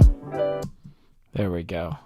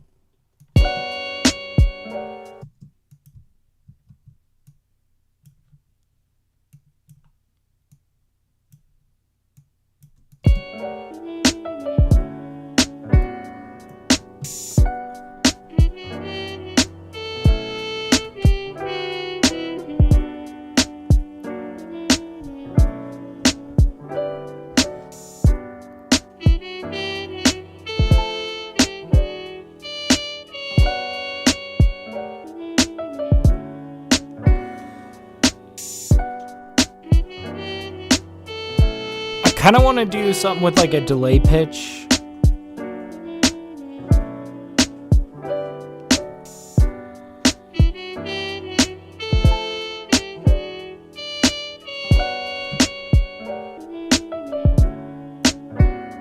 Maybe, if we even need it. Let's gloss this up with a little bit of reverb.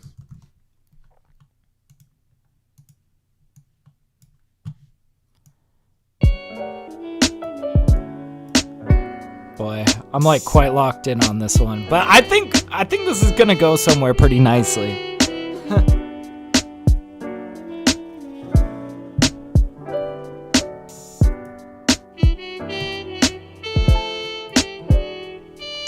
Okay, we're gonna pull out Contact.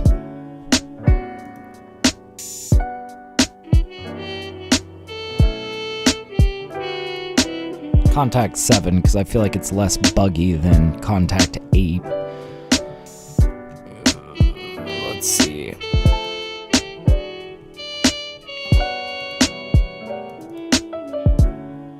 Get the modern jazz guitar.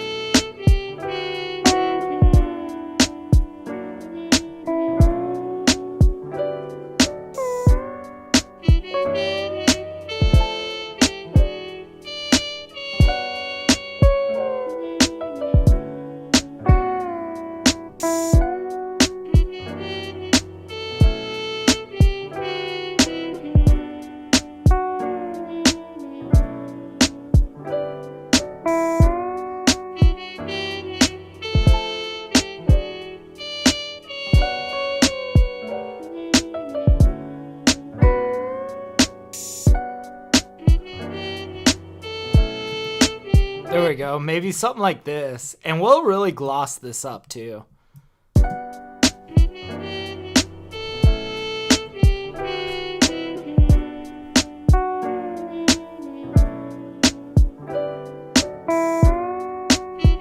Maybe decrease the velocity on that guy. Or no, it wasn't that guy. It was this guy.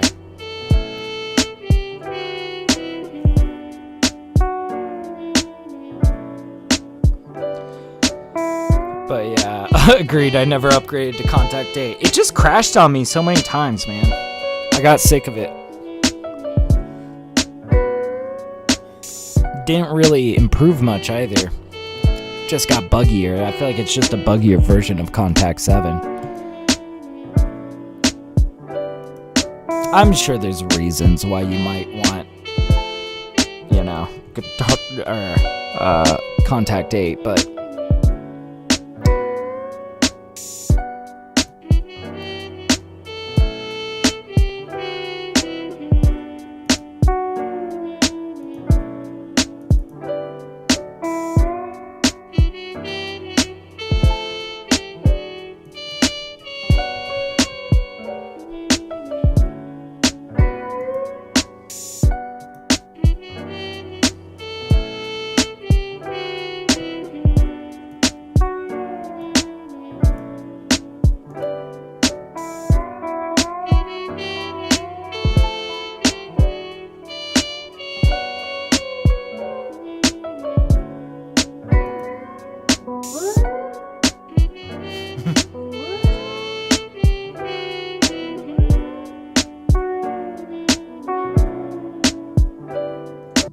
oh, I realized I need to do this after the reverb.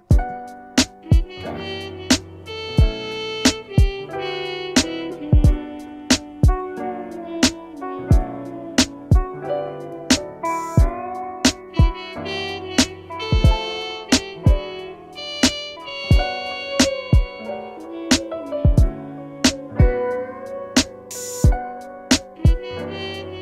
Ooh. Let's bring the feedback down now. Keep it really subtle.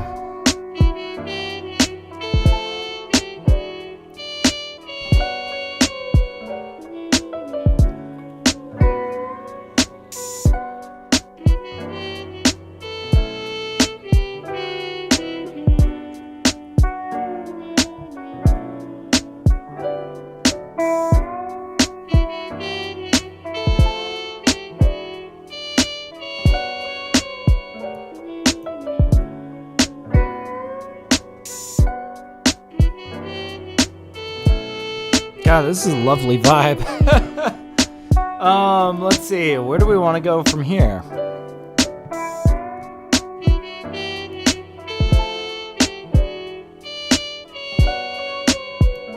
Maybe we pull out the Splice Instruments plugin. I was finding some pretty good sounds in here.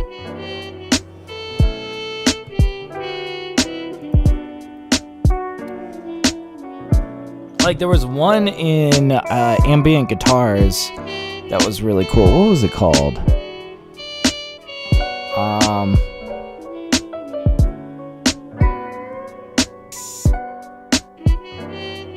Oh, I can't even remember what it was called.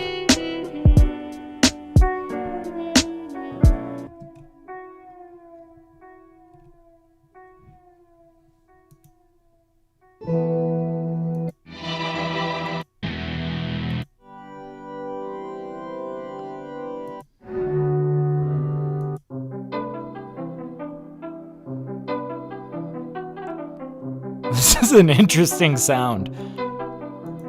Let's just load it up and see what... Oh, this could be cool. But yeah, Mars says, I'm on my way out the door with Native Instruments. I'll keep Machine, but as soon as I can afford Osmos or a real synth, I'm out. That's fair enough, man. I feel like, you know, Native Instruments is one that... Like I remember getting their free bundle of plugins, you know, with Complete Start, and I got a handful of Contact instruments and a handful of Complete Control instruments, and it felt like, boy, if I just had all of these instruments, it would be infinite possibilities. But you know what? After I bought Complete Control and I got my A61, I just didn't use Native Instruments as much as I thought I would. Like, I wasn't finding as many sounds in there as, you know, some of these other plugins that I use.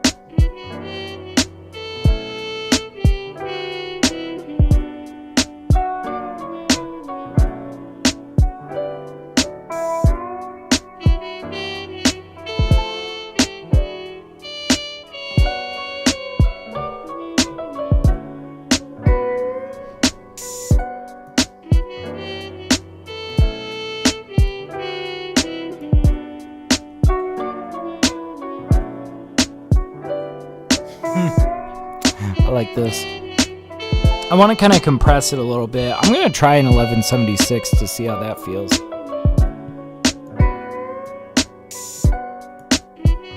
Because it's kind of a plucked instrument, I'm going to kind of like set my attack and release like this.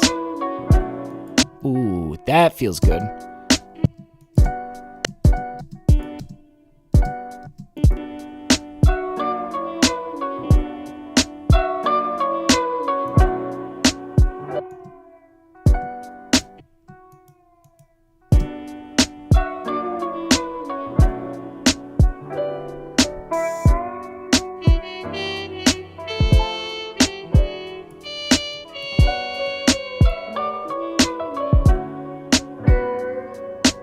Ooh, this is becoming kind of a vibey track, yeah.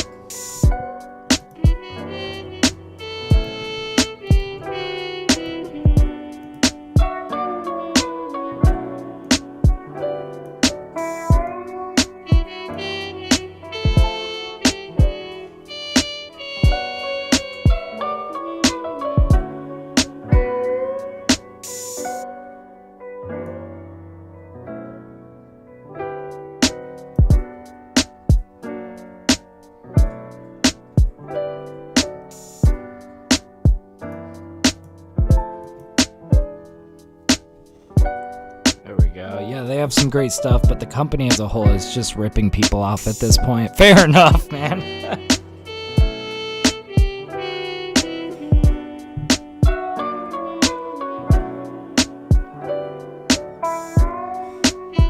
Yeah, I'm not gonna lie, just, I feel like, I've been very infatuated with Arturia lately, and I think it would be wise for me to invest in some of those instruments.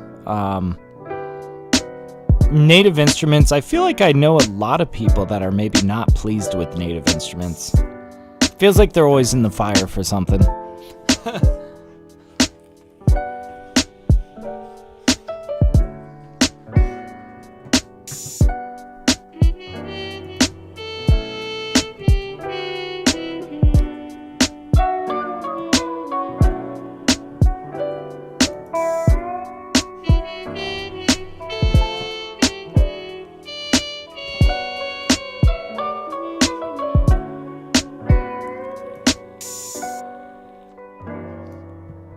Let's pull out more Splice instruments. I've been having a lot of fun with this free plugin from Splice, you know?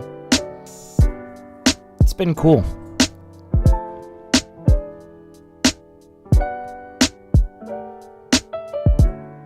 Christmas.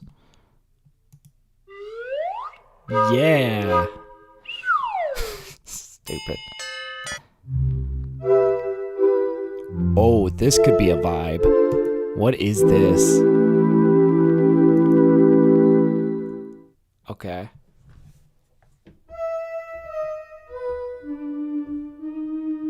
But yeah, he says, I'll use Machine in tandem with Ableton, but as soon as I can move on from Control, I will. Yeah, I got you.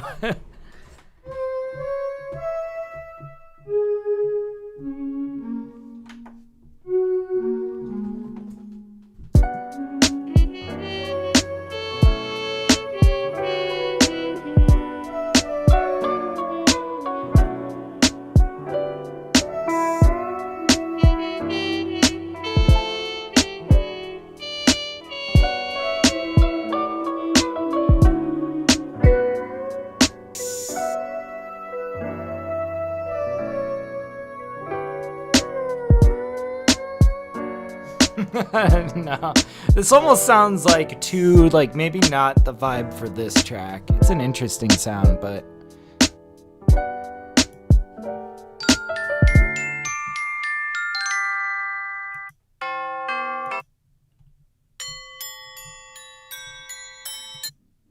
there's a lot of bell sounds in here.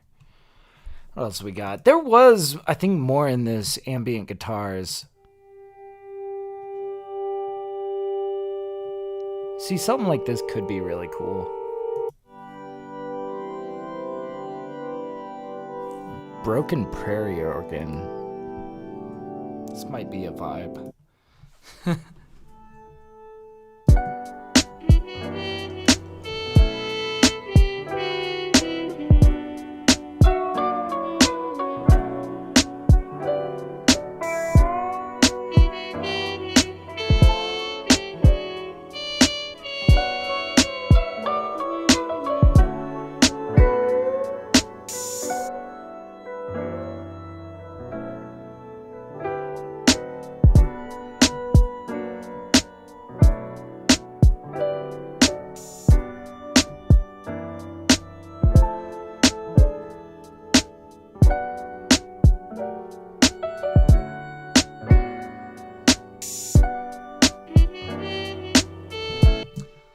feel like we need to start zooming in on this section.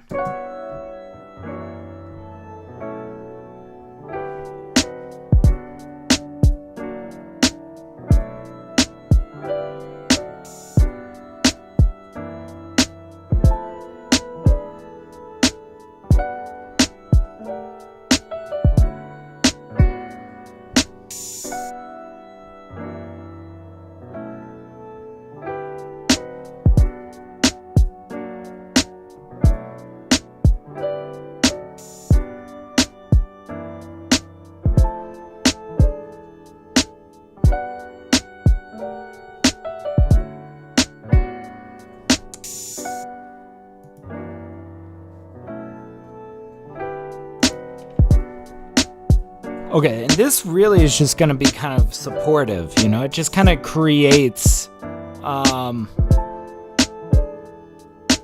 okay, that note I'm not a huge fan of.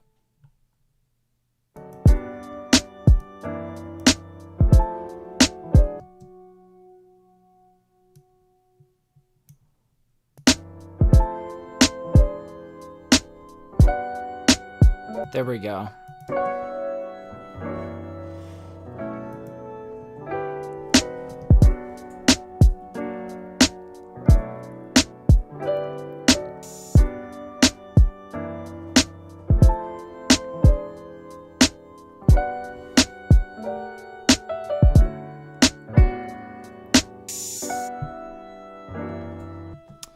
Boy, we've got something really good in the works here. Let's try to keep it moving forward.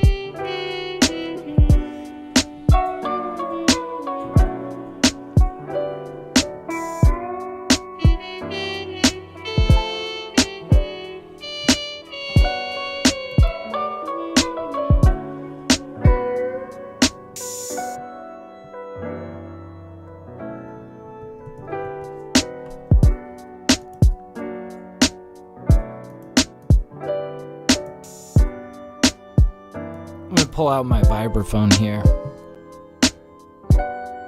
God, it's a big combination of shit all thrown together.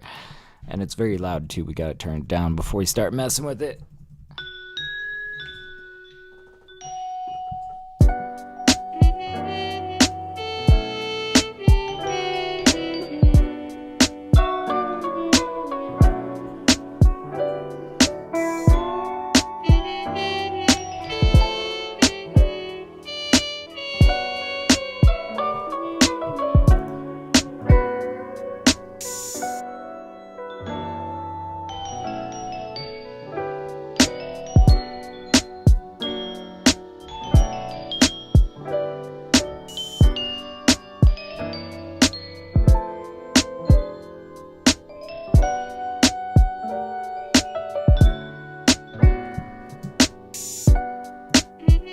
We'll start looping on this section.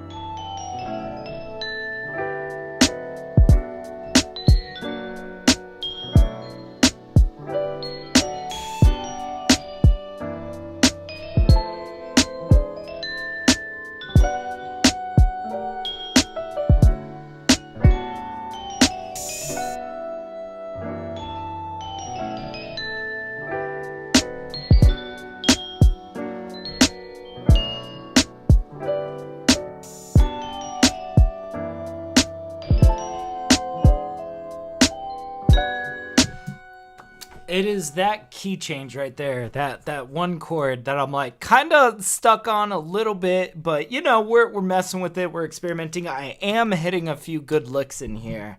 So we're going to just keep like messing with this, because I think as soon as I have a structure, we can really get into the nitty gritty of it and how it feels, you know. But yeah, let's just keep hammering away on this. This is a good sound for this track.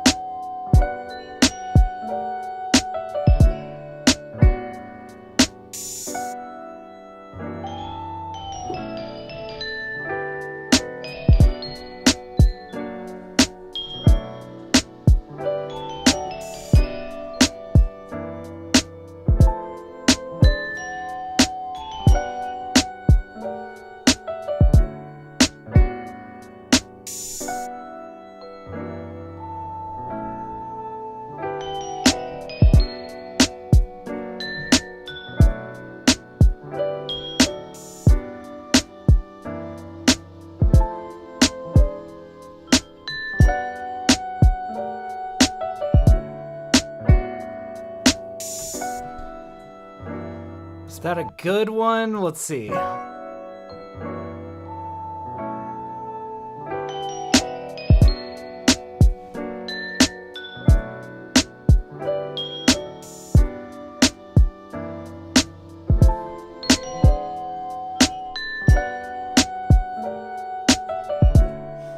See, I'm just like not sure about most of that, you know?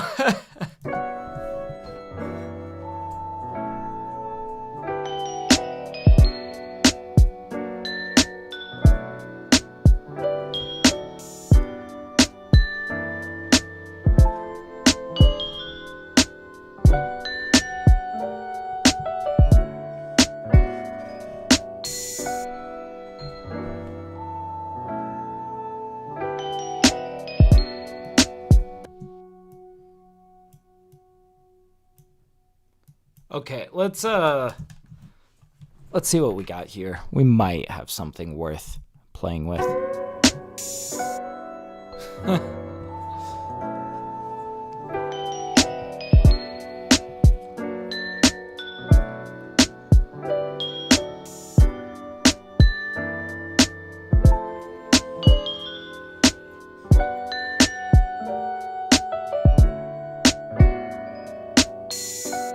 Yes. Okay, I think we got that.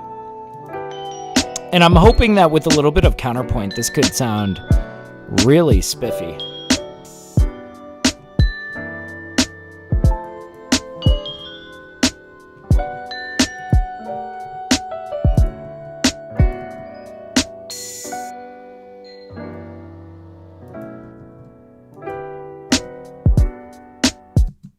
Yes.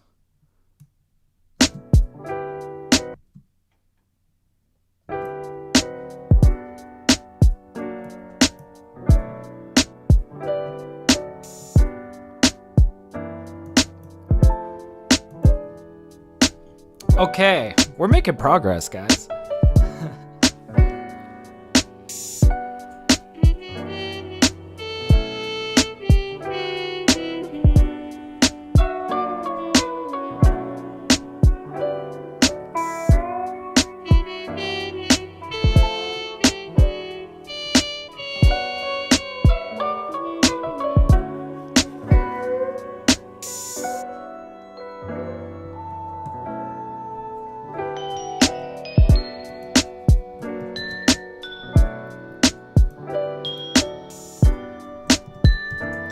Okay, we'll pull out the BBC.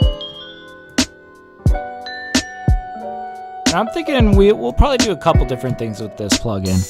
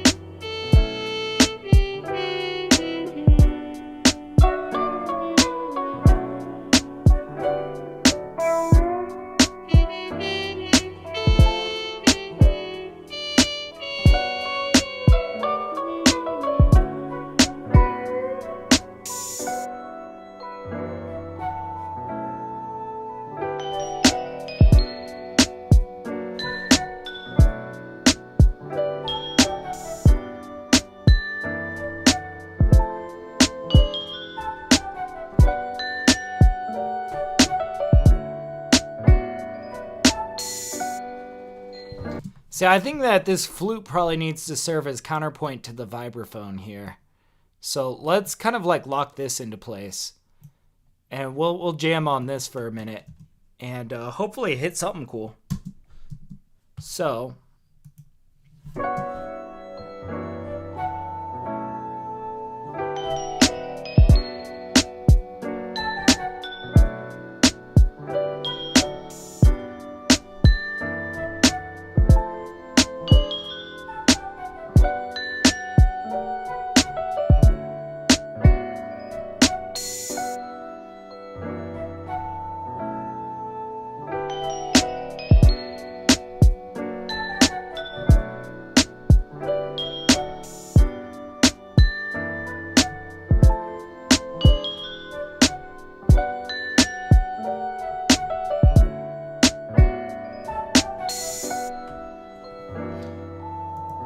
something like this, maybe. We might shift around some of these notes, but let's see what we got here. Let's see.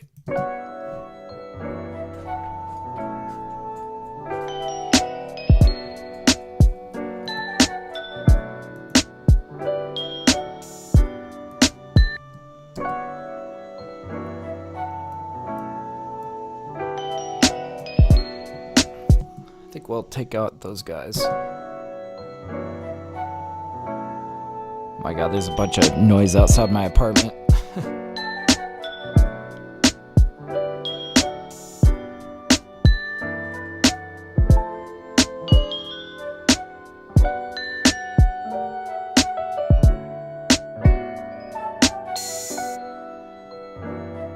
Dude, this is sounding cool. Let's throw an 1176 on this flute. Get it sounding more vibrant. Hell yeah. Thank you, Mars. I appreciate you, man. Oh, we're getting places.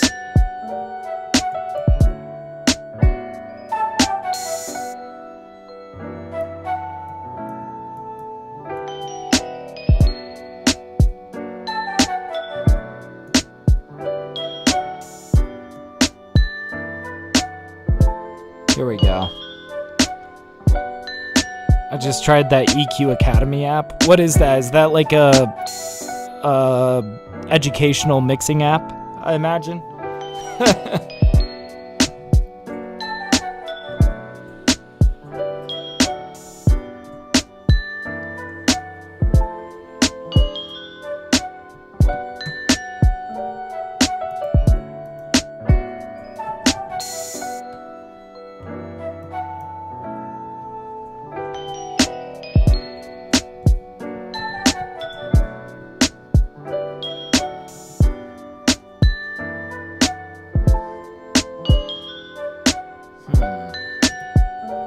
Pull out the splice instrument, plug in again.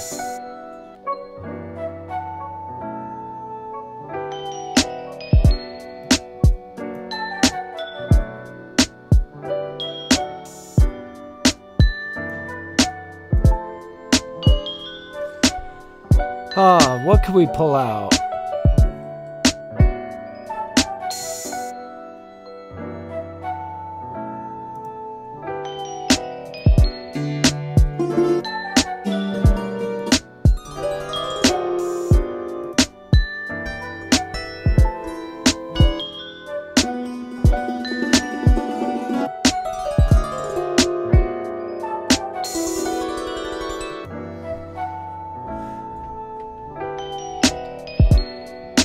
What the hell? There's no notes for this instrument. What the hell? That's weird.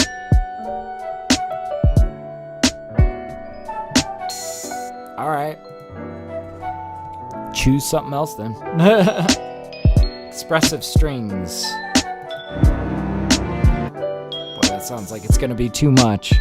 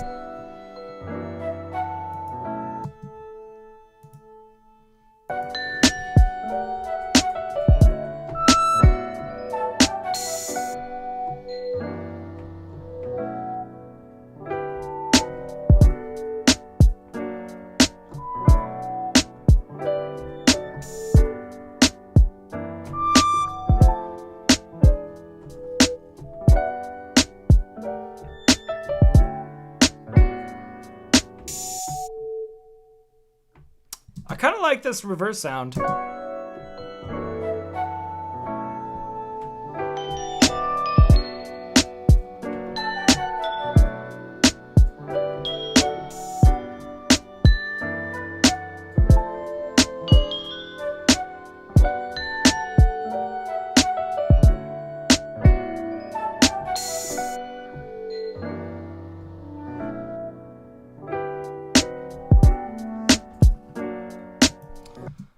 There was like maybe a few in there that I liked. Yeah. Let's see. Yeah, it's a mastering the mix app for EQ training. Nice. Hell yeah. I love spooky season. It sounds good. Yes. Agreed, man.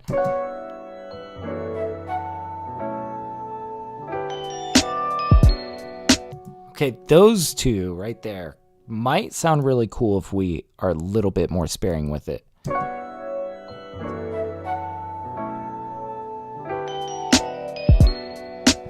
Boy, this is a really touchy instrument.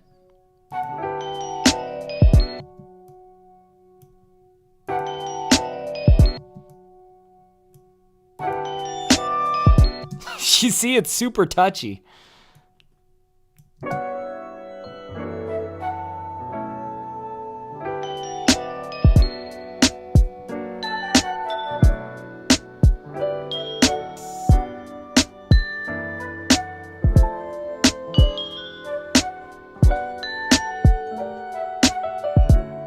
I'm thinking we're gonna cut down most of this.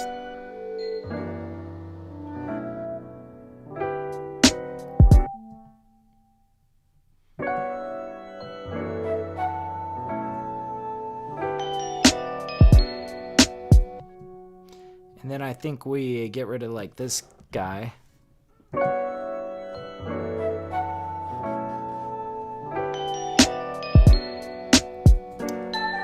Yeah, the resonance is out of control. Yeah.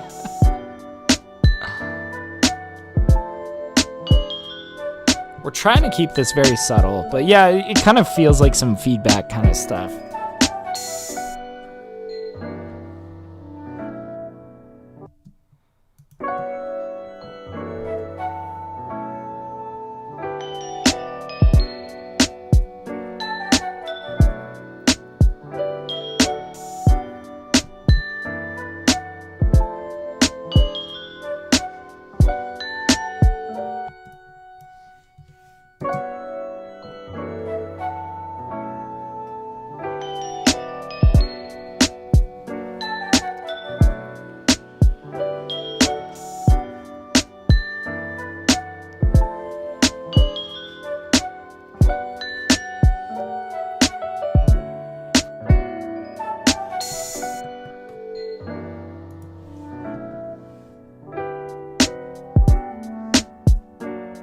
I'm not sure where we're going with that next part, but I know we want to keep this guy. I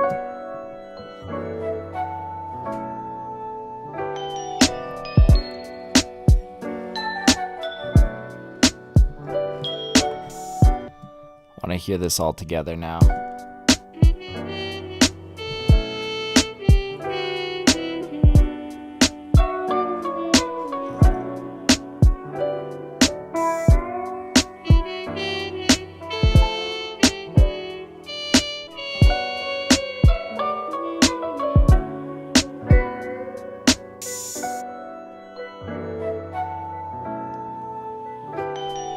Are you using Windows or Mac? Oh, I'm on Mac. Yeah. I got fed up with Windows in college, man.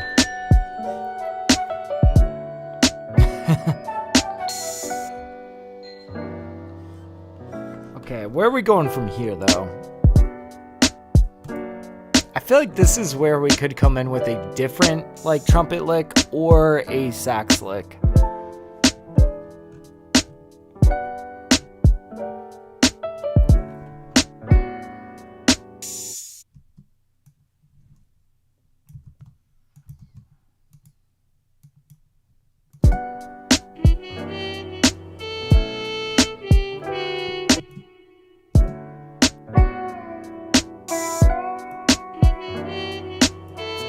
end up into there.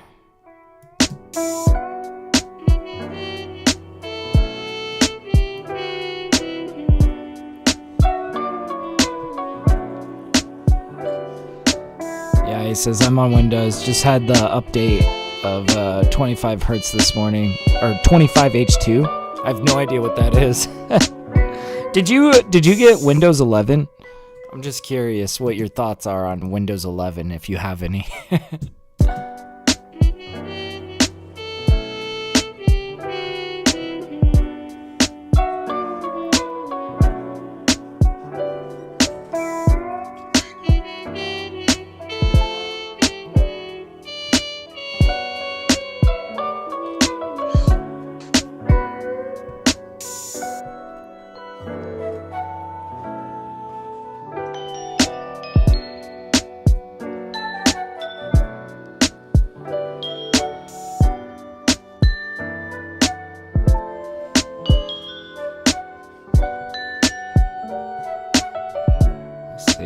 He says, I've had Windows 11. This is the pre-update to Windows 12. Oh, that's right. We're on Windows 12 now. You see, this goes to show. Last time I was using Windows, it was Windows 10. And I hated Windows 10. What's up, Johnny Little Money? How you doing, man? Welcome on in, dude. How's your day going?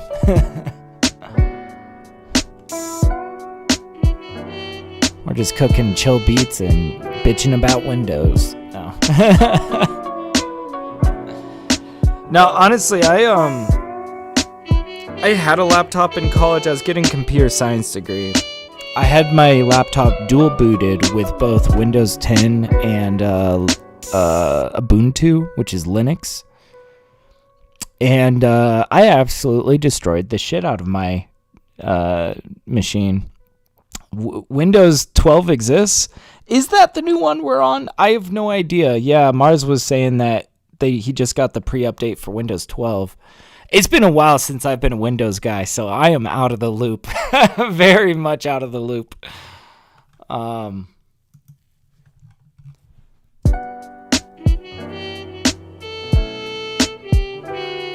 where are we going with this track? I feel like it might help if I give myself some space for intro section.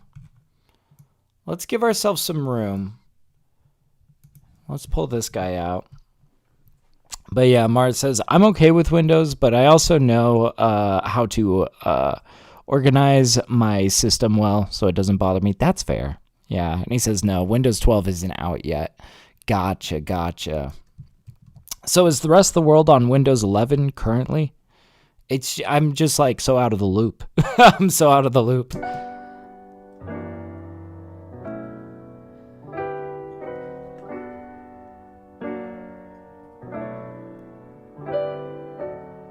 I feel like I want to pair one element with this. Oh, maybe I got some augmented mallets stuff that we can kind of make this very soulful with. That's what I'm hoping for. But yes, it didn't support for 10. Yeah, fair enough. I hated when 10 came out, man. Hell, I hated Windows 8. I'm a big Windows 7 fanboy. I don't know. That's when I think Windows was in its prime, was when Windows 7 was the primary operating system. But that shows my age. I'm fucking old. Yeah. Yes, and with this update, they ended all support for Windows 10. Wow. Ooh, wow. Yeah. I like Mac because I feel like Mac is kind of like the Toyota of computers in that, like, with very little maintenance, it's gonna work. It's gonna work really well for a very long time. That's why I like Mac, quite honestly. I feel like Windows puts in too many bells and whistles and it slows up the whole process. Like, no, I don't need, some AI wallpaper recommender tool hogging all the CPU while we're trying to spend a century loading up the operating system. That's my main gripe with Windows is it's a very bulky operating system with a lot of bells and whistles that I think just are completely unnecessary and slow things down.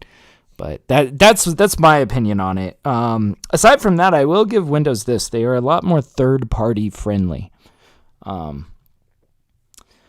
am I reaching for here?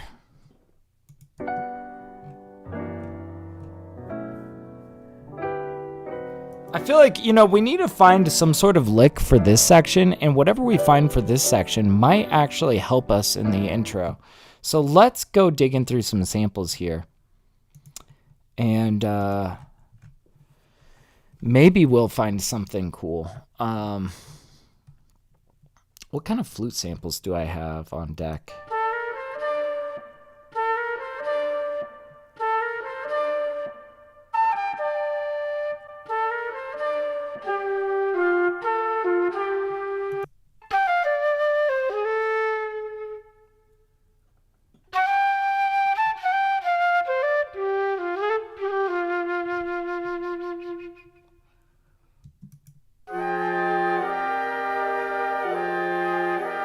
Oh, that's something that we're gonna have to sample sometime.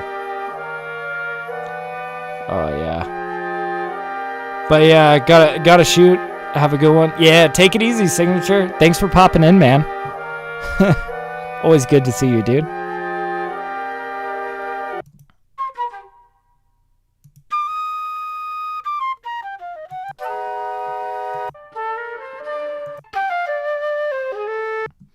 See, there's like some stuff in here like this that might be kind of cool. But we just got to play around with it to find out.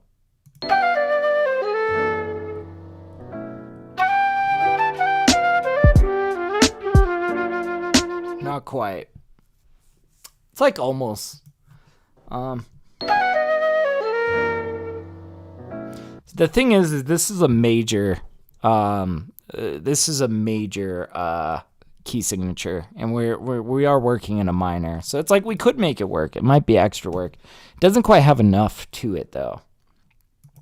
We could look through some saxophones. Do we have anything kind of minor, somber? I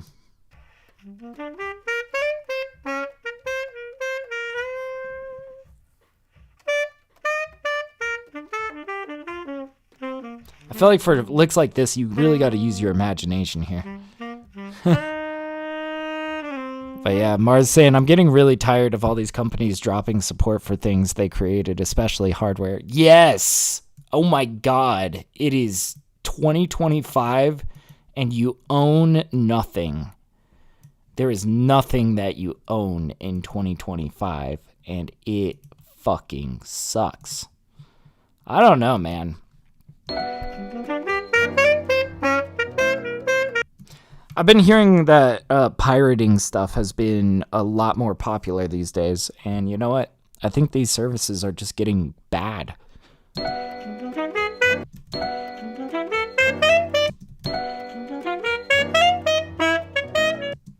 This is gonna be too hoppy, skippy around kind of stuff.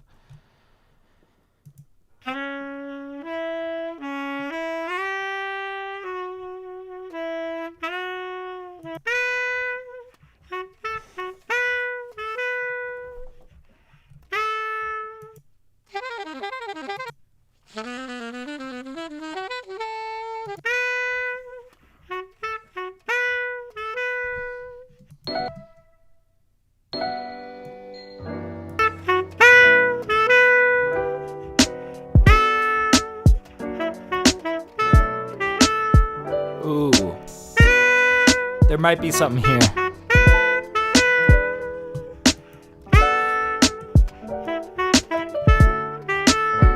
Ooh, okay, wait. We got things to play around with here. Let's see. We are going to grab a nice reverb. We need to really open this up, so Let's get a clean hall reverb. I like to use Vocal Pop Hall. I think that's a great, just stock reverb instrument. Yes.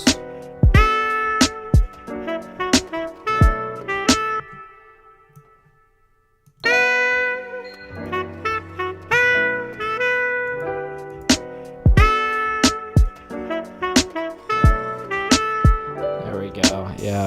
Mars says our government should import policy that states that if a company drops support for hardware or software, that existing users are free to develop their own products around said property. That's an interesting one, but I know that would never pass in America. I tell you that much.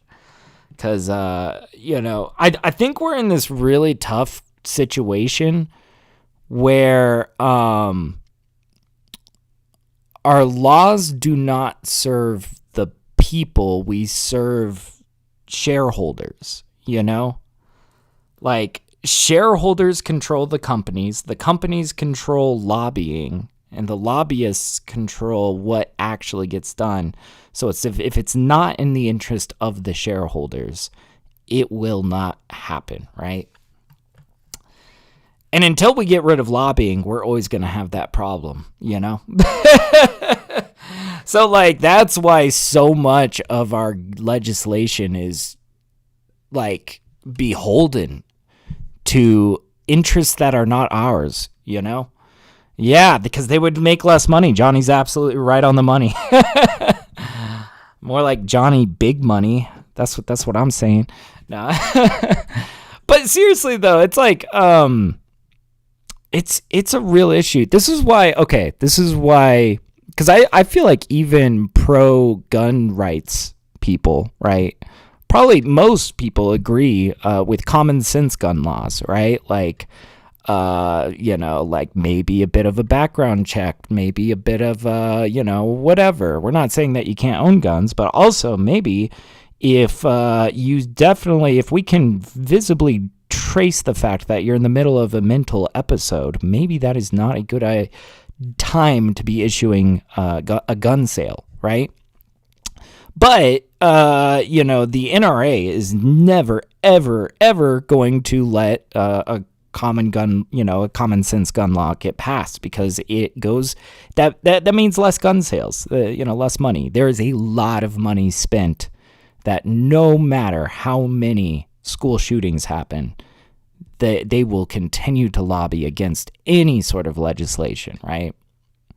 And I think that regardless of whatever side of the line that you're on, right, that's just one example, right, where it's like, okay, whether you're very, very pro-gun or very, very anti, there's probably some laws there that any party could agree on that is just not even getting considered, right? Because that's the lobbyists are not going to let that happen, We do have certain rights concerning our buying power that could be used to enforce policy. You see, and this is what is going on right now with a lot of boycotts that are happening, That is the bottom line of, like, the power that we hold, is that we can fuck with the shareholders. if we as a people say fuck this shareholder in particular, then we are, and we do have some power there. I think it's I think it's that's the real finding out phase,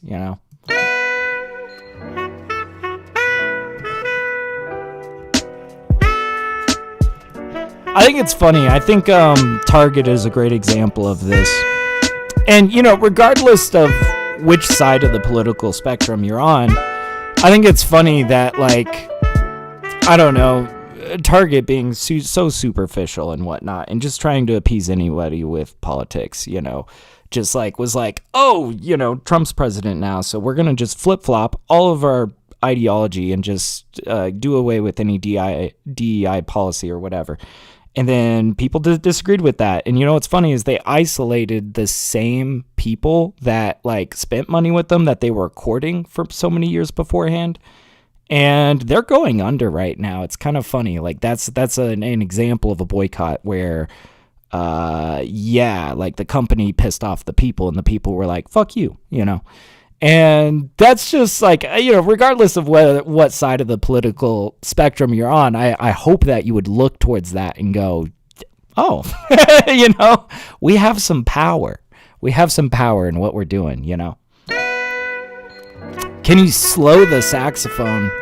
I don't know. I think rather than slowing it, because I like how this sounds in particular, this little that sounds cool. What I do want to do, though, is I want to chop this apart to kind of create different melodies, I think.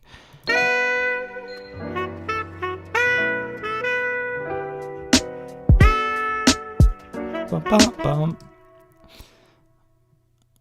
Bum, bum, bum, bum, bum.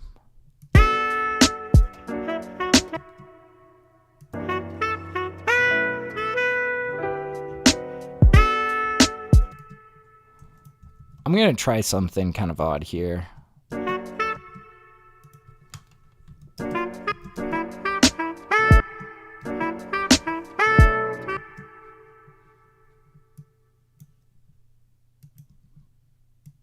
We're just experimenting here, really.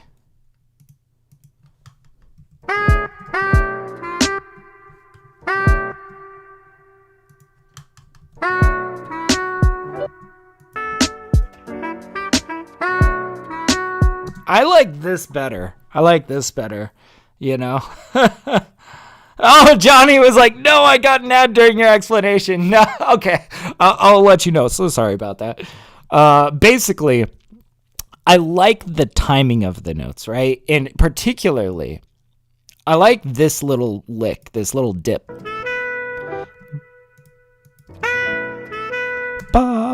Like the timing is really good. So I'm going to keep the timing. What I rather want to do is chop this apart and kind of make my own melody. So that's kind of what we're doing over here.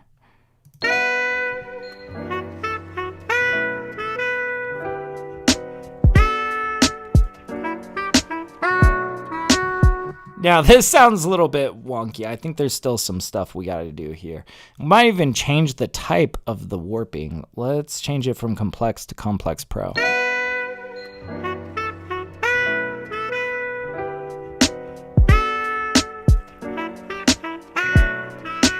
Oh, no. Not quite. That's okay. But yeah, Mars says, and they know we do, and it scares them because at any time the people can come together and force them out. So, that's exactly right. And what's happening in November, right, is there's an organized boycott going on where they're encouraging you to not spend any money during the peak sales seasons, because I think shit does need to change in terms of lobbying and just everything. Like I don't know. I don't mean to talk too many politics, while we're making beats here. But point is, I did want to say that if you are feeling like sticking it to the man, you should look up all of the organized boycotts that are going on in November. I think that there's like 5 particular days, like 1 week. Yeah, like Black Friday. Yeah, so I think it's like, I forget if it was like November 25th to December 1st. They're encouraging you to like not spend any money in protest. I think if you're looking for an organization that has more information on it, I would say look up the People's Sick Day. They're organizing mass work strikes, and I forget what the other organizations are, but I know that the People's Sick Day would have more information for you. I don't know. I'm following all of this shit because I'm fucking fed up. But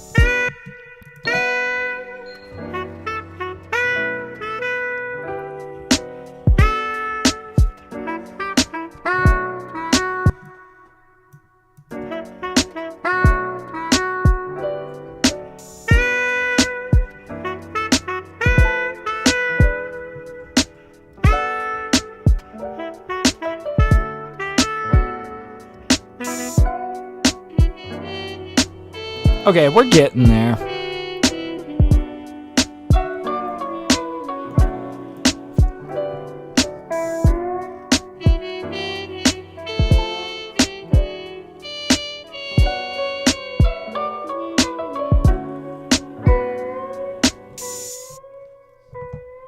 All right.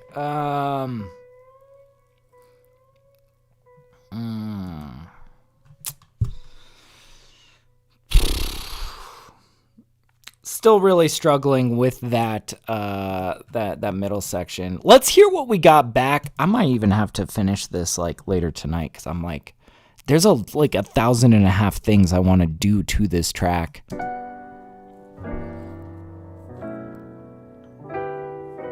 I want to hear this through though.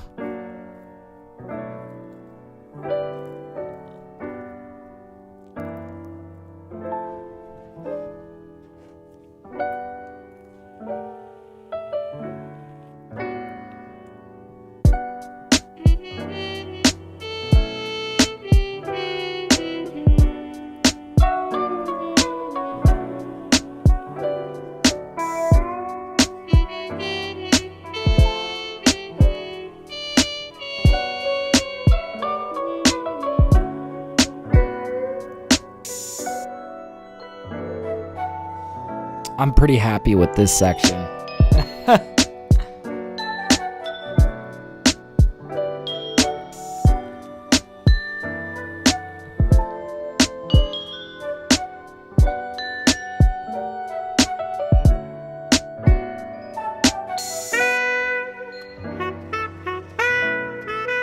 And then this feels like the starts of something really good, but see, like, there's minutes like that where it gets a little touch and go.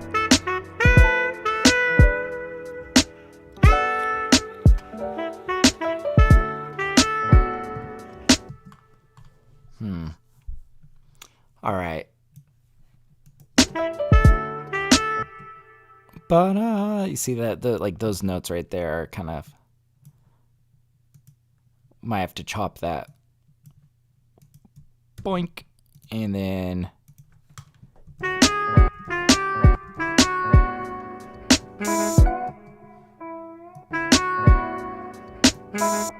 those last two notes, no, that's kind of funny. There we go. Yeah, it sounds good. It takes you on a journey. Thank you, man. Thank you. See, that's the thing, though, is I feel like today's focus was really trying to get some really engaging instrumental stuff for the Spotify. So, like, this track, I imagine, is probably going to get fleshed out into something for my Spotify. I feel like this really hits the vibe that I've been searching for adamantly lately, you know?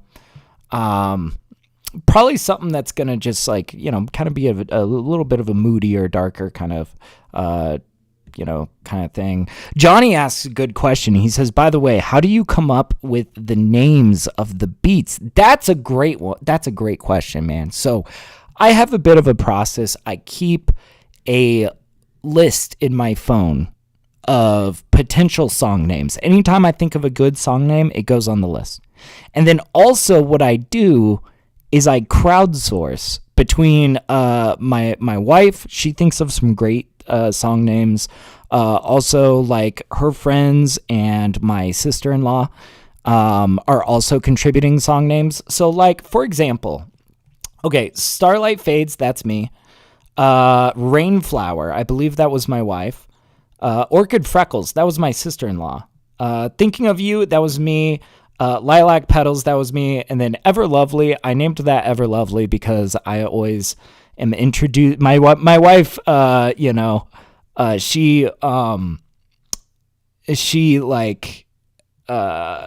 she moderates my Twitch stream, and I always introduce her as the Ever Lovely Mrs. TapDaddyBeats. So I named it Ever Lovely. But, you know, I don't know, man. I think like the two biggest pieces of advice I would give you, though, is keep a long list of track names and then crowdsource as well, you know? Yeah. And, yeah. Throw some pots and pans down the stairs, and the noises I hear is the name. There you go, man. This one's called Kerplink. I don't know. Anyways, guys, it has been a pleasure. I think, unfortunately, I'm going to have to finish this one up off stream. But I will show it to you guys when I finish this one. For sure. I think this one's definitely getting finished. And I'm gonna have like a long... I'm probably going to really spend some time on this one. Making it into something fantastic. Humping lizards. that one might have to go into my... I'm sorry. Are you using that one, Mars? I should ask before I add it to my list. Yeah, Johnny Little Money saying I don't make beats. I was just curious. Oh no, that's fair, man. That's fair. Well, man, first of all, Johnny, if you do want to make beats, Ableton Live, what you see me working in right now, you can get like a 30-day free trial. If you're interested in making beats, you totally can download this for free today and play around with it, Also, if you just like listening to the beats, check me out on Spotify. I'm TapDaddy on all platforms. I just dropped an EP called Thinking of You. It's beautiful. It's a nice little chill hop EP. It's good listening. So anyways, I think that's all I got for you guys today. I will see you guys on Thursday. Yeah, we're going to be mixing down more beats. Nope, 2 humping lizards. Okay. I'll tell you this, Johnny, you guys can recommend the names of the beats. So far, the winning title is Humping Lizards. So it might be that, Mars is like, you can use it. Thank you, Mars. That's very kind of you, man. I'll write that down on my phone. Yeah. Johnny says, bro, I think you are my second most listened artist this month. What? Yo, Johnny for the win. Holy shit. Dude, man, that makes my day. That really makes my day, man. That's wild to me. I don't know. I feel like sometimes I just feel like a faceless artist, and like it's a lot of my fans are maybe off in various places of the world, and maybe sometimes I don't see too many of my fans, even though I've got a lot of listeners on here. I'm glad you popped in, man. It's nice to meet you, dude. I'm glad you're enjoying the music, man. And I got plenty more in the works. Yeah. He says it's third. I just checked. Hell yeah, man. Thank you so much. He says they are good beats to study to, man. I love to hear that. So, well, anyways, dude, keep your ear out for this one. This guy. I have no idea what this is going to sound like when I'm done with it. It's going to probably be really fleshed out, and it's probably going to come out on Spotify, and you'll know you were there for the session, so. Yeah. Mara says, yeah, I listen to you. Dash Glitch and Alberto Schizo. Okay. Hell yeah. Well, thank you guys so much. Thank you guys, seriously, for listening to my music. That means the world to me. So, anyways, I'm going to pop off. I got a long day ahead of me of stemming out tracks and making content stuff, and it's gonna be a long day, but glad I got to enjoy this Saturday morning with you guys, just making beats. So I will see you guys around. Thank you for hanging out. My name is TapDaddy, and until next time, happy producing. I will see you guys later. Peace out.